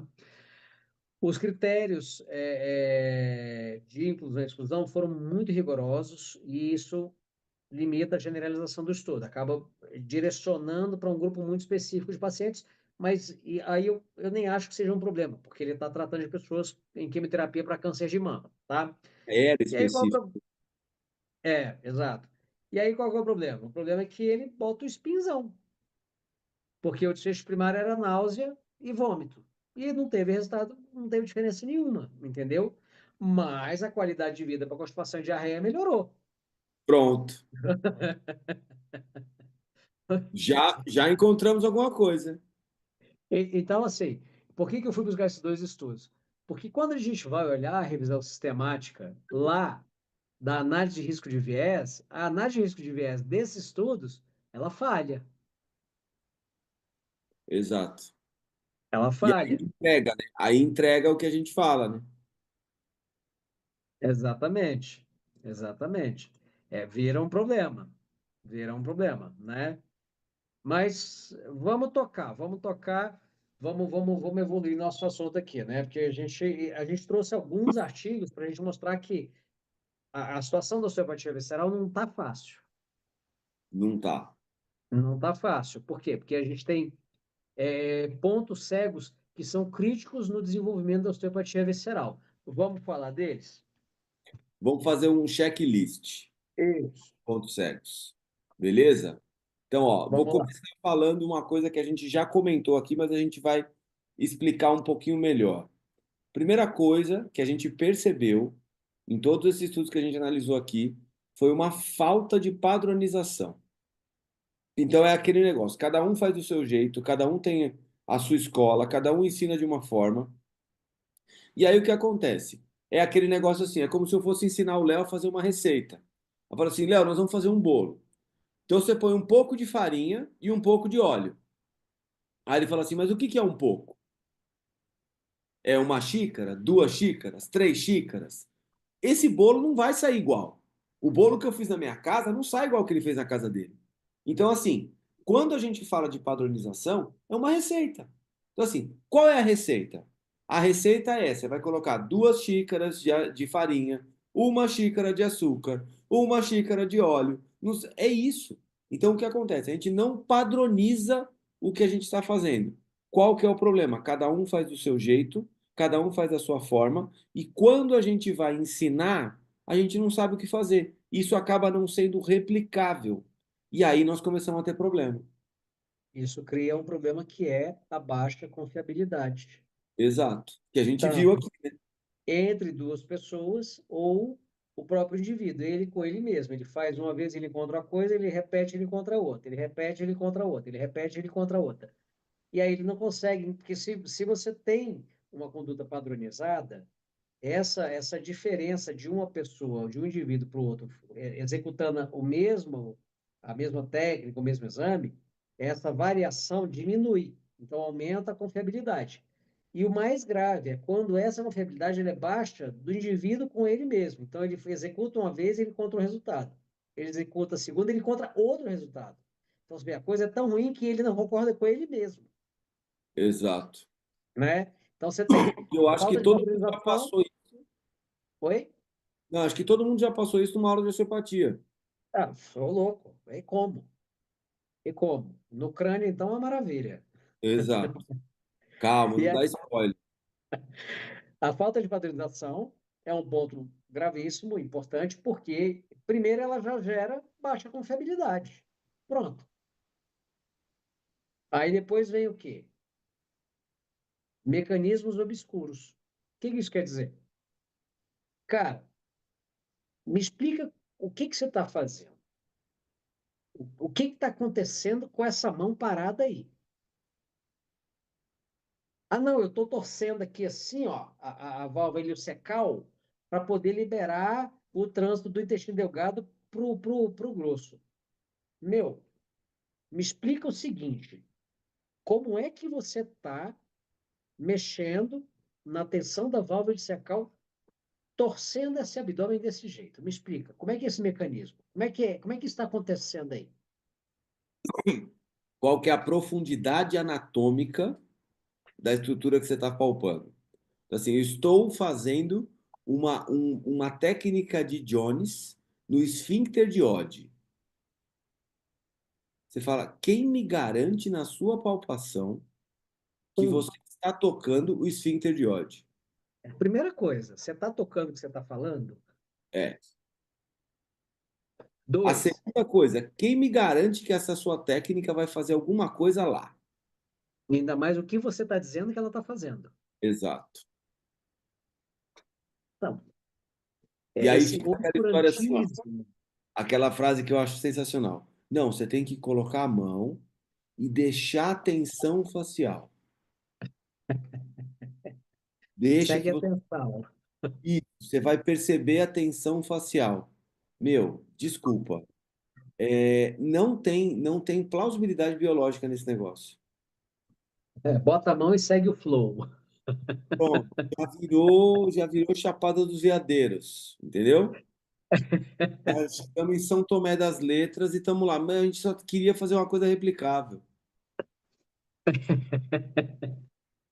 É, Ó, um outro ponto importante para anotar é. no checklist da galera. Baixa confiabilidade interexaminador e intraexaminador. Então a gente viu um estudo de revisão que mesmo osteopatas experientes dificilmente conseguem identificar a mesma coisa. Isso já acontece na palpação da espinhosa. É. Isso acontece na palpação da IPS. Isso acontece na palpação do quadril, Coisa tá? que varia pouco. Exato. Imagina quando a gente transpõe isso para a víscera. Lógico que vai acontecer. Então, a primeira coisa é qual é a confiabilidade da nossa avaliação e qual a confiabilidade da palpação de localização disso. E aí já começa a ter problema. É. E aí a gente tem um outro problema. Ok, vamos supor que você tem uma técnica de palpação perfeita, Você está tocando, teoricamente, no que você diz que está tocando e está testando aquilo de fato. O sintoma que você produz, ele significa o quê? Está Exato. doendo porque você está apertando ou está doendo porque tem um problema? Sim. Tem o teste de compressão visceral, que você verifica se tem um apêndice com problema, uma vesícula com problema. É Não é essa a diferente. mesma coisa, é outro teste que nós estamos falando. E aí, exatamente, porque esses testes que você falou, eles existem, mas ainda assim a confiabilidade deles também não é alta. Exato. É igual o exame de próstata. A confiabilidade do exame de próstata é 40%. Ou seja, é Sim, menos que um acaso, sim. né? Ou Então, é um problema para levar isso para a prática clínica, como parâmetro exato, para justificar uma intervenção. Pronto. né? Mas ok, vamos supor que a gente superou a baixa confiabilidade. Beleza. Vamos para a eficácia da técnica. Aí entra no problema do obscurantismo do mecanismo de efeito terapêutico. Ah, mas eu fazendo meu consultório, eu manipulando o útero aqui, resolveu o problema da cólica. A paciente tinha 50 anos de dor de cólica, eu manipulei o útero e ela melhorou. Ok, vamos separar uma coisa da outra. O quanto do que aconteceu ali é efeito real do que você está fazendo, o quanto é expectativa da pessoa de uma melhora porque ela está sofrendo, e o quanto é efeito placebo. E o quanto essa expectativa interfere no resultado que você conseguiu. Porque falaram assim, ó, vai lá no Leonardo, porque se ele não resolver sua dor, ninguém resolve. Ó, vai lá não sei onde, porque, meu, eu fui lá, eu tava com dor há 10 anos, eu saí de lá correndo. Melhor. O cara é bruxo, o cara é bruxo. Pronto. Você criou uma expectativa, e o que que a gente sabe cientificamente da questão das expectativas? Quanto maior a expectativa, maior é o efeito placebo. Então, o que acontece? Quando você vai no guru que atende lá jogando as cartas do tarô, com o turbante na cabeça, a chance disso aí funcionar é muito maior, entendeu? E tem uma outra coisa. A gente ainda entra no cara que é o cara teatral, né? Sim, Que o cara teatral, ele desvia a atenção do paciente. Porque, assim, a queixa principal é uma, e aí ele não tem aquele efeito que ele espera ter, mas ele chama atenção para uma queixa secundária. Entendeu? o spin, vamos inventar É, um o novo. espelho é terapêutico. É o spin terapêutico, isso, é o spin terapêutico. Boa, é isso mesmo. Isso, isso me lembrou um vídeo que eu vi no Insta do pessoal aí da terapia manual, não vou dar minha profissão, da terapia manual, Deixa. mostrando aquela bosta de bisão. Sabe qual é, né? Naquela transição torácica e tal, tá lá a pessoa assim, não, vou manipular aqui, vou fazer uma técnica direta, um trust, você vai ver que o negócio vai zerar.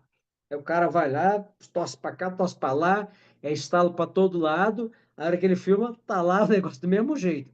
É, não diminuiu agora, mas você pode ver que a rotação melhorou muito. Mudou. É isso. É o É spin isso. terapêutico. É o spin terapêutico que a gente consegue enxergar todos os dias no Instagram. É isso. É, E assim, e aí é importante a gente frisar o seguinte, que mesmo nós conhecendo todos esses fatores, isso também acontece na nossa prática. claro, Então, assim, não claro. é porque você conhece o efeito placebo, o curso natural da doença, o efeito Hawthorne, que você está imune a ele. No seu consultório acontece isso, no meu consultório acontece isso todos os dias. Então, o que que eu preciso aprender? Eu preciso aprender a entender qual é o tamanho do efeito da minha intervenção, aonde eu vou chegar e aonde eu posso chegar e o que que eu posso entregar. Ah, numa dor lombar eu tenho que melhorar o quê? Dor e incapacidade. Exato, exato. É o objetivo, né? Exato. Então, assim, a gente precisa entender que ninguém está imune a isso. Só que o que eu preciso fazer? Eu preciso saber entender isso no contexto do meu paciente. E isso passa por duas coisas que são importantíssimas, que é o seguinte: um, se o seu paciente chega com a queixa de eu estou com dor lombar, entenda que a razão do sofrimento dele é a dor lombar. Ele quer sair dali, se ele não sair, ótimo, ele quer sair pelo menos com uma expectativa de que ele vai melhorar com o passar dos dias, entende? Por quê? Porque vai depender da fase em que ele está daquele problema. Então, assim, é você entender qual é a queixa principal dele. É dor lombar. E aí você faz toda a sua avaliação e entende que aquele episódio é um episódio agudo, de primeira vez, num paciente jovem, ativo fisicamente, blá, blá, blá, blá. Opa, esse perfil de paciente tem uma história natural desse tipo de problema que melhora em X tempo. Nesse X tempo, é aonde você tem que encontrar a sua ferramenta terapêutica para saber o quanto ela vai ser relevante no curso do tratamento dessa pessoa. Isso quer dizer o quê, em miúdo? É o quanto você é eficiente. Porque Tamanho do. se você pega uma pessoa que você sabe que a história natural daquela condição é de 10 dias, um exemplo, e aí não, vamos tratar. E seu paciente melhora com a sua intervenção em 10 dias, você não tem como saber se foi sua intervenção ou se foi a história natural da doença. Ou chá de boldo, Ou que chá de toma boldo, dia ou a 9. reza, ou a imposição de mãos, Sim. entendeu? Agora, se você pega o seu paciente, a história natural é de 10 dias, ele começa o trabalho contigo, ele melhora em 3, 4, aí você pode dizer que muito provavelmente não é uma certeza absoluta. Muito provavelmente, a sua intervenção tem uma boa responsabilidade naquela melhora mais rápida daquele paciente. Porque tem a adesão dele ao tratamento, a expectativa dele com o tratamento e, óbvio, o efeito placebo também está presente ali, mesmo ele melhorando num tempo mais curto. Sim, exato. Agora, existe uma situação que é o seguinte: não importa o que você faça, o paciente não vai melhorar mais rápido do que aquele tempo da história natural da doença. Mas o seu tratamento pode amenizar o sofrimento dele durante aquele tempo de tratamento, durante aquele tempo do curso natural do problema. E isso Sim, também é importante. sim, E aí, isso concorre para os objetivos que você tem que traçar com o seu paciente. Se é uma condição simples, que você sabe que vai melhorar mais rápido por causa, em boa parte, da sua intervenção e dos outros fatores, você vai trabalhar para que ele melhore mais rápido. Mas quando você sabe, e aí os seus objetivos são uns. Quando você sabe que o problema precisa daquele tempo necessariamente, o seu objetivo já é outro. E aí você tem que deixar isso claro para o seu paciente. Olha, o nosso objetivo, porque a sua condição é simples, é essa aqui. Vou dar um exemplo. Atendi uma paciente com a dor na raiz da coxa. Está lá com a dor na raiz da coxa que irradiava para o quadril. A dor saía da coxa para o quadril. Foi fulano, ciclano, beltrano, sei que e tal. Foi olhar, avaliei. Conclusão, ela tinha uma contratura no canal adutor. Ela estava com o adutor magno, com grácil, muito hipertônicos, criando uma tensão dentro do canal adutor que provocava uma dor irradiada. Só que, em vez de irradiar para o joelho, estava irradiando de volta para o quadril. Eu fui, atendi, examinei, não tinha alteração sacríaca, não tinha alteração corticomoral, não tinha déficit neurológico, força ok, mobilidade ok. Eu falei, olha, o seu problema é um problema simples, é um problema de uma hipertonia muscular que está atrapalhando o canal do topo, blá, blá, blá, blá, blá, blá. Fiz a minha intervenção e falei para ela assim, eu preciso voltar. Eu falei assim, não, você vai fazer o seguinte, você vai fazer esse exercício de mobilidade, esse trabalho de flexibilidade dessa região e vai fazer esse recurso térmico durante tantos dias, tantas vezes por dia. Hoje é segunda-feira. até a quarta-feira, você tem que ter pelo menos 50% de melhora dos seus sintomas. Se você tiver 50% de melhora dos seus sintomas, porque é uma condição simples, até onde eu avaliei, isso vai melhorar daqui até quarta-feira pelo menos 50%, que é uma coisa simples. Se isso ocorrer, é vida que segue. Você não precisa nem voltar aqui, porque o seu problema vai se resolver sozinho. Se até a quarta-feira você continuar com uma dor que não chegou a 50% de redução, nós vamos fazer uma outra sessão para investigar o que mais está acontecendo com você. Exato. Isso é estabelecer um objetivo e dizer para o Sim. paciente qual é o prognóstico do que você avaliou. Da quarta-feira, ela mandou mensagem. Nossa, eu melhorei 90%. Pronto. Aí É o que eu, eu eu, precisava. aí eu falei e pensei assim, cara, eu sou foda. Não, eu não sou foda. É um problema simples que exige um tratamento simples. Eu fiz o quê? Meu feijão com arroz. Mas é uma condição que ela vinha tratando há alguns meses e que eu falei, isso é um caso simples, o nosso objetivo é esse, você tem que esperar isso nesse prazo de tempo. Se não ocorrer isso, a gente precisa investigar novamente. Então, eu criei uma linha de tempo palpável em que ela consegue avaliar. E aí é que faz a diferença disso que o Léo falou.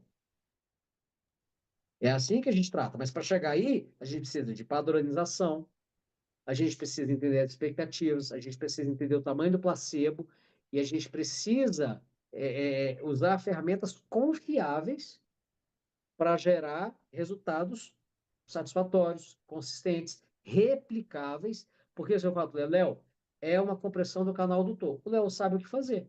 Sim. Ele sabe como investigar, por quê? Porque é uma palpação que tem confiabilidade. Porque é um tratamento que ele vai saber replicar, porque é uma condição que é conhecida e tem sinais e sintomas específicos que ele conhece o seu curso natural. Fazendo o diagnóstico, tudo fica simples. Agora, o problema é que a gente quer achar o diagnóstico. Deixa eu ver uma coisa, eu acho que isso aí é porque é de Sagitário. É, Aí, meu amigo, aí a gente arranha.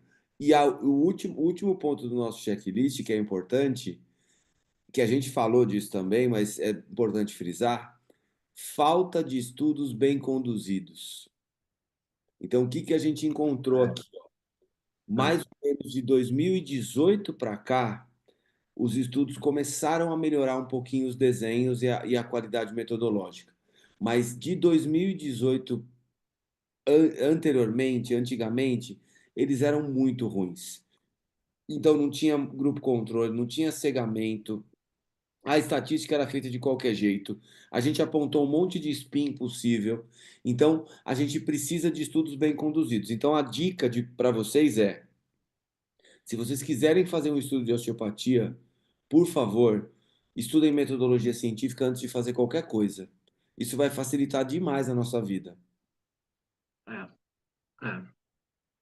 É, é. E assim, a gente pensa, quando acontece esse tipo de coisa, é aonde surge o espaço para ver aquele cara falar assim, não, mas a disfunção do baço, que o baço está em rotação posterior, está afetando a conexão miofascial com o tornozelo. E aí o cara tem dor no tornozelo porque o baço está torto.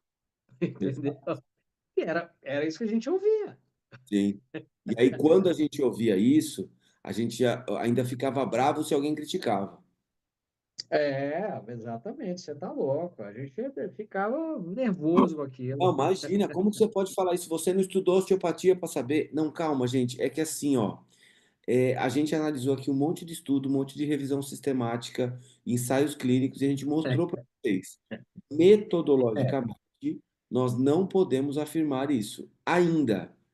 Pode ser que daqui a 10 anos, se esse podcast ainda existir daqui a 10 anos, pode ser que a gente volte aqui para falar assim: gente, aquele episódio que a gente gravou estava tudo errado. Olha aqui como mudou. E a ciência também faz parte disso, tá? Então, se a ciência conseguir comprovar que a gente está errado em tudo que a gente falou aqui, a gente volta e grava tudo de novo, falando assim: gente, ó, agora, quando você palpa o baço, se ele tiver assim, é porque o paciente torceu o tornozelo, tá? Pronto. Não tenho problema Exatamente. nenhum em falar isso. Porque, assim, a ciência é uma coisa que está em constante evolução. Então, a gente tem que respeitar o processo. Então, o que a gente está falando é, hoje, nós estamos em 2025. Até 2025, o que a gente tem são esses dados. Se de É, 2025 até 2030 a coisa modificar, tá tudo bem. Por quê? Porque, como a gente falou, de 2018 para cá, a qualidade metodológica dos estudos está melhorando. Então, a tendência sim. é que a gente consiga comprovar algumas outras coisas. E aí a gente pode até dar um exemplo de um estudo excelente, que é o estudo da Nguyen, de 2021, né? Que é um estudo muito robusto, Espera que eu vou né? abrir aqui. Abre ele aí para gente. Fabuloso. O estudo é fabuloso. O resultado não é animador, mas o estudo é fabuloso. Mas aí, de novo, mas o resultado não é animador, então a gente não precisa usar isso aqui. Calma, não é assim. Ela A publicou. questão é a seguinte: o que é esse estudo? Esse estudo é um ensaio clínico controlado por placebo, paralelo e cego para os participantes. Léo, traduz essa loucura toda que eu falei. O que é um estudo randomizado controlado por placebo paralelo? Esse estudo é o que acontece é o seguinte, esse estudo ele foi feito, quer ver, ó? Deixa eu até pegar aqui a nossa cola. Cadê? Tá. Esse estudo é o seguinte, é um ensaio clínico onde eles fizeram, peraí, opa, tá aqui, ó. É um ensaio clínico randomizado onde eles fizeram um controle por placebo, que foi muito bem conduzido, fizeram um placebo controlado, era cego para os participantes e para os avaliadores do estudo, e, teve uma diferença média de 3,4 pontos numa escala de 0 a 100. Isso foi estatisticamente significativo, mas não foi clinicamente relevante.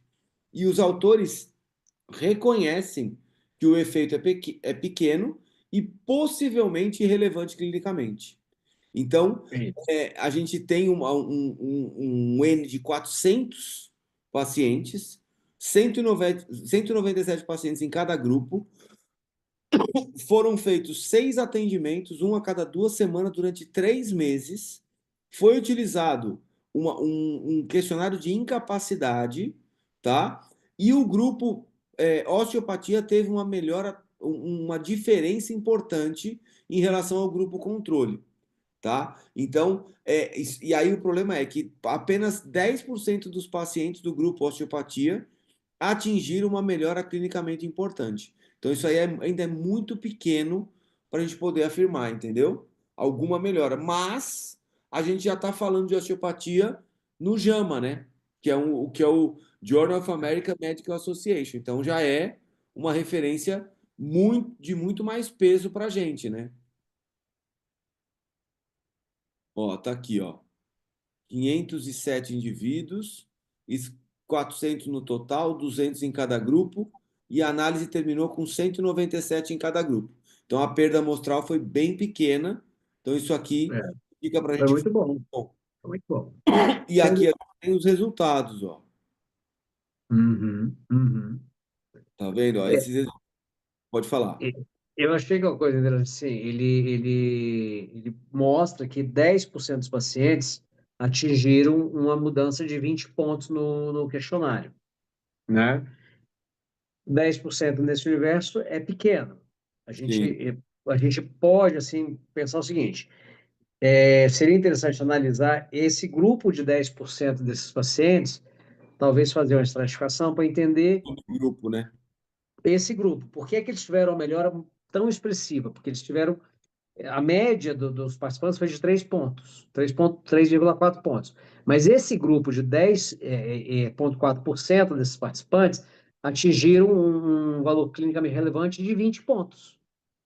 Sim. Então, assim, eles ficaram muito fora da curva. E aí seria legal a gente observar o que aconteceu nesse grupo de pessoas, por que eles tiveram essa diferença tão grande. né? Porque ali existe uma explicação que vai ajudar a gente a entender por que é que houve esse efeito, se há um ruído nesse grupo de participantes, né? E até serve para a gente começar a encontrar preditores de manipulação, né? Preditores de melhora, Sim. né? É o Porque perfil assim, dos pacientes que tiveram essa melhora para a gente, exato, ó, esse perfil é mais responsivo a esse tipo de intervenção. Esse outro perfil é exatamente. menos responsivo. Aí já vale a pena uma análise de subgrupo. Porque aí a gente já sabe, olha, o paciente chega, você avalia e já procura o perfil. Ah, mulher, jovem, não fumante, ativa fisicamente, blá, blá, blá, blá, blá. Bom, essa pessoa tem bom prognóstico. Então, o trabalho de osteopatia vai ser mais eficiente nela.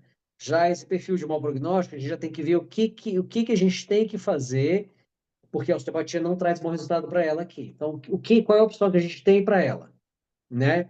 Eu estava olhando o protocolo do estudo, eles fizeram 6 sessões só, né? Sim. Com intervalos de 15 dias entre as sessões, e cada sessão tinha, em média, 45 minutos. Então, a gente tem um tempo bom, um número razoável de sessões para ver algum efeito, né? Mas fizeram técnicas de manipulação de alta e baixa velocidade nas articulações, energia muscular, técnicas de liberação miofacial, executaram técnicas cranianas, de sutura temporoparietal, diafragma tentorial, movimento occipital e técnicas viscerais, abdominais para Então, fígado, intestino, já liberação é, de aderências. já Ah, é um estudo muito mais pragmático de um paciente real atendido. Ele não está avaliando isso. técnica, ele está avaliando um contexto terapêutico. Mas a Eles pergunta ressaltam que eles é sempre, não fizeram o protocolo. Houve uma exato. flexibilização terapêutica aí, A né? outra pergunta é: será que todos os pacientes tinham disfunção em todos esses lugares? Pois é. Entendeu? Esse é E outro aí problema. fizeram um Mas aí teste não tem jeito. o legal é que fizeram um teste de placebo com o grupo Chan, e 90% dessas pessoas responderam que estavam no tratamento, no grupo de intervenção, e não no placebo, Isso foi muito legal. né? E não tiveram co-intervenções, ou seja, as pessoas não estavam com tratamentos associados, né? Justamente para poder evitar. E aí a adesão foi de 92%. Coisas fantásticas num estudo desse tamanho, né? Que, puta, 400 pacientes é coisa pra caramba para a gente analisar, Exato, né? exato. Tudo grande, muita gente participou. E, inclusive, a gente já tem um convidado do nosso podcast aqui como autor, ó, o Rafael Zegarra Aham, aqui, tá vendo? Ó? isso. Ele já teve o episódio dele, então se você que não assistiu o episódio, por favor, assista, vocês vão gostar. Esse aqui é um estudo que, tá vendo? Esse aqui já está mudando um pouco a cara. É assim que a gente precisa ter mais estudos. Uhum. Agora, Eu acho que a Theo, gente tem que... Oi. vamos entender o seguinte, vamos fazer um resumo geral da nossa ópera aqui. Só para a gente Vai lá. matar um pouquinho, assim, às vezes os pacientes têm uma resposta acima da média. E aí a gente tem que analisar o seguinte: o efeito contextual e a expectativa que aumenta o placebo, tá? A variabilidade natural da doença. Então, tem pessoas que têm custos mais rápidos do que outras pessoas, e a gente tem que entender isso também, tá? O perfil de aceitação da pessoa com a terapia manual, tem gente que não gosta, tem gente que ama, e isso concorre para a expectativa também. E tem a influência psicossocial, que é aquela coisa, só o fato dela estar sendo tratada, ela já se sente melhor, Sim, né? Então a gente pode olhar por aí também para entender por que algumas pessoas melhoram tão rápido. A gente tem que saber avaliar isso também para poder refinar o que a gente faz no dia a dia. Mas vamos lá, vamos resumir isso aqui para a gente fechar isso aqui. Vamos lá. ó, primeira coisa que eu acho que a gente tem que explicar é o seguinte: nós também trabalhamos todos os dias, tá?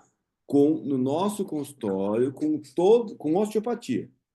Então, nós estamos aqui a favor da osteopatia e não estamos contra nada. Beleza?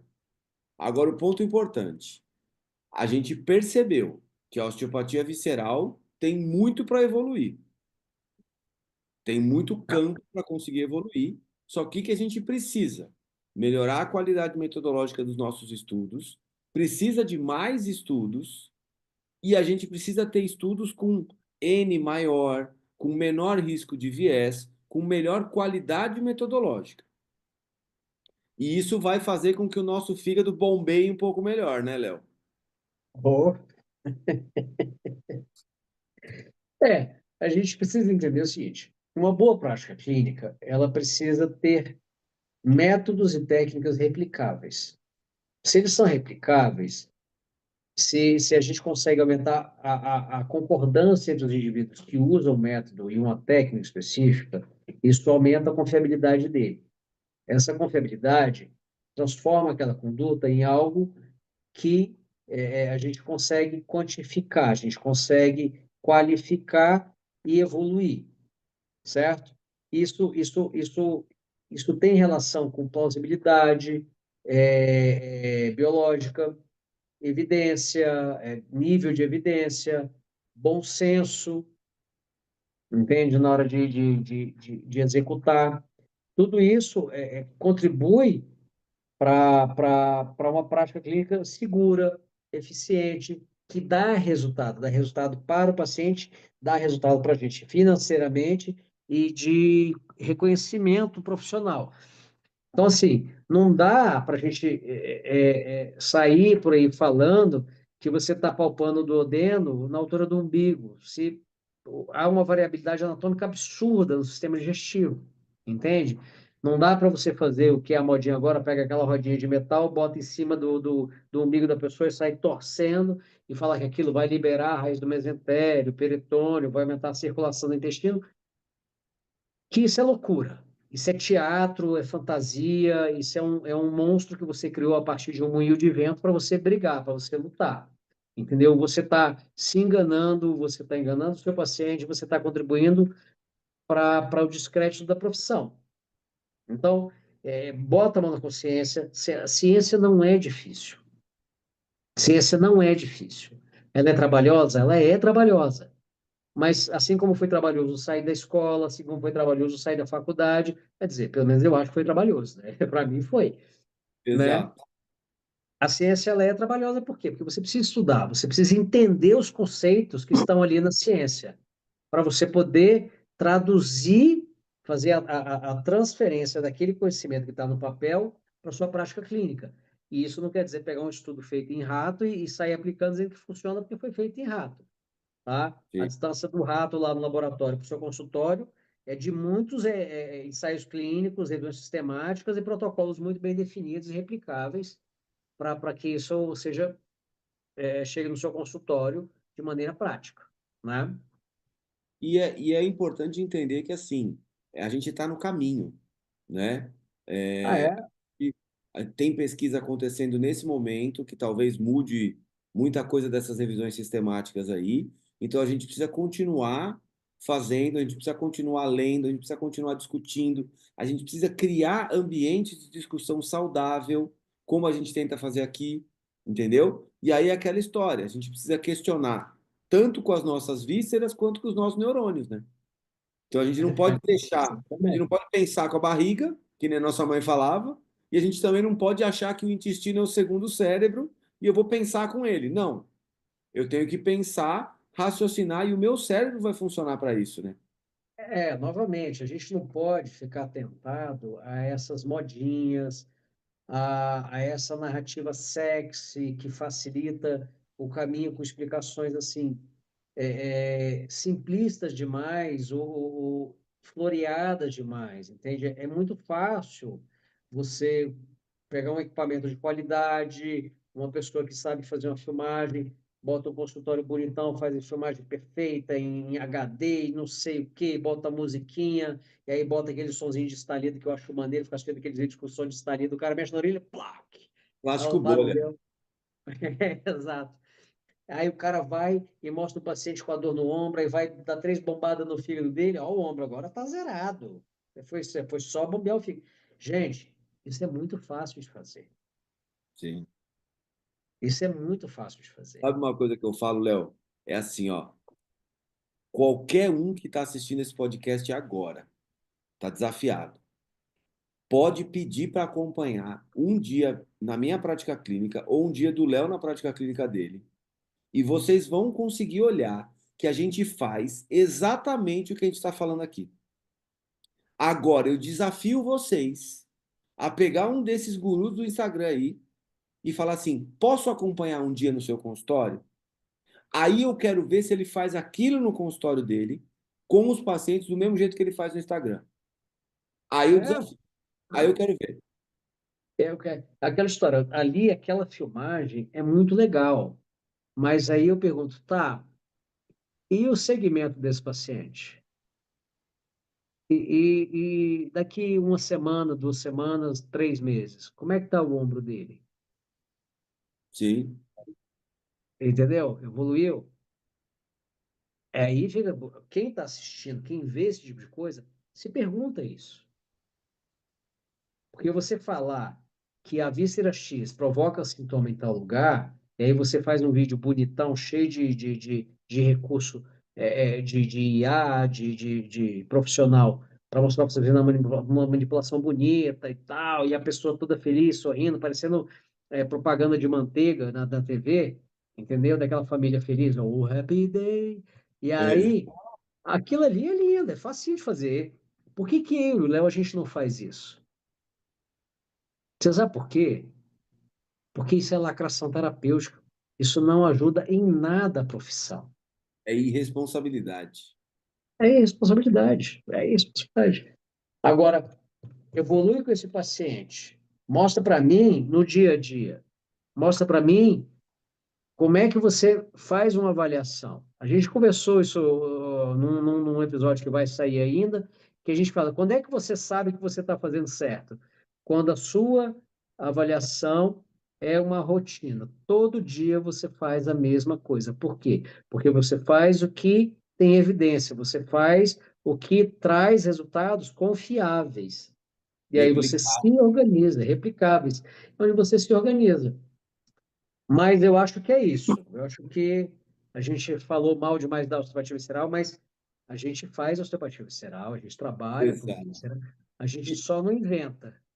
Exato. E aí nós vamos fazer o seguinte, nós vamos fazer um convite para vocês agora, aqui nesse final, que é um convite que em julho, 4, 5 e 6 de julho, em São Paulo, vocês poderão tirar uma foto com a gente ao vivo, na mesma sala de aula, tá? E a gente vai ensinar para vocês como é que a gente faz o nosso dia a dia.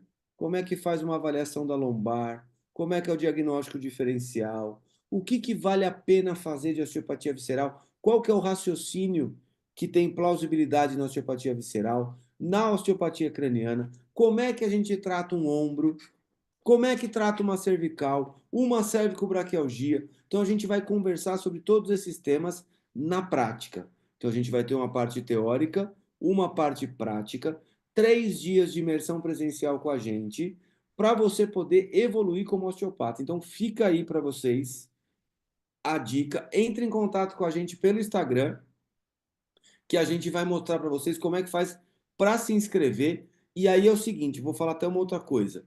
Junta um grupo de amigos que tem desconto. É Certo? isso. Vou fazer um spoiler aqui. E a gente ainda vai dar uma camiseta do Tio Sincero. Opa, Olha aí, olha aí. patrocinador A oficial, gente, estilo a gente sincero, tá, hein? fechou com os Tio Sinceros, nosso patrocinador também. E a gente vai dar uma camiseta do Tio Sincero lá no curso para o pessoal. A gente vai decidir como é que vai ser, como é que vai ser esse presente, tá? Vou fazer o Gente, sorteio para quem acertar a cor da cueca de um de nós dois do primeiro dia. é isso aí, isso aí. Certo? É isso Quero aí. ver, quero ver. A gente vai ensinar como é que interpreta o famoso cluster de Laslet. Exato. Entre outros clusters, né? É, Teremos muitos gente, clusters. o curso está excepcional. Vai ter muita parte prática de teste provocativo, de raciocínio clínico, que direção que a gente vai, como é que a gente junta os testes de função com os testes provocativos, com os testes osteopáticos para construir um diagnóstico e um raciocínio terapêutico. A gente vai ensinar a juntar essas coisas, a gente vai ensinar a observar a sobreposição de problemas, porque muita gente fica presa num problema só e esquece de ver que há uma sobreposição de problemas. O paciente pode ter três, quatro problemas juntos concorrendo para a mesma dor. A gente vai Dois ensinar mecanismos vocês, de dor. exatamente, a gente vai ensinar vocês a enxergar quando isso está acontecendo e como é que você lida com esse paciente. A gente vai explicar como é que é o paciente agudo, que chega lá travadão, morrendo de dor no seu consultório, como é que é o paciente que tem 15 anos de dor e vive com aquela dor e um dia ele está de saco cheio e resolve lá tratar com você. É imperdível. Junta a galera que vai ter desconto. E outra coisa, corre que está acabando. Entre em contato com a gente pelo Instagram. Léo, sensacional esse episódio. E aí eu quero só pedir para a galera, coloca aqui nos comentários se vocês querem mais episódios como esse que a gente fez hoje. A gente está fazendo um protótipo aqui de um episódio só nós dois. Queria saber se vocês gostaram, o que vocês acharam. Coloca aqui nos comentários se vocês gostaram. Se vocês querem mais, e aproveita. Faz uma sugestão de tema. Isso. Ó, eu vou deixar um tema aqui, hein? De repente a gente pode falar de face, hein? Já que a coisa está Pode na ser? moda. Então coloca aqui nos comentários se você quer um próximo episódio que nem esse aqui sobre fáscia, para ver se está tudo ligado mesmo ou não tá. Certo, Léo? É, para a gente juntar logo, aumentar logo o número de hater, que o negócio, quem não tem hater é porque Tá fazendo não é errado. conhecido. Tá fazendo errado. Léo, valeu, tamo junto. Abração. Até a próxima. É nóis. Boa noite, galera. Até mais. Até mais.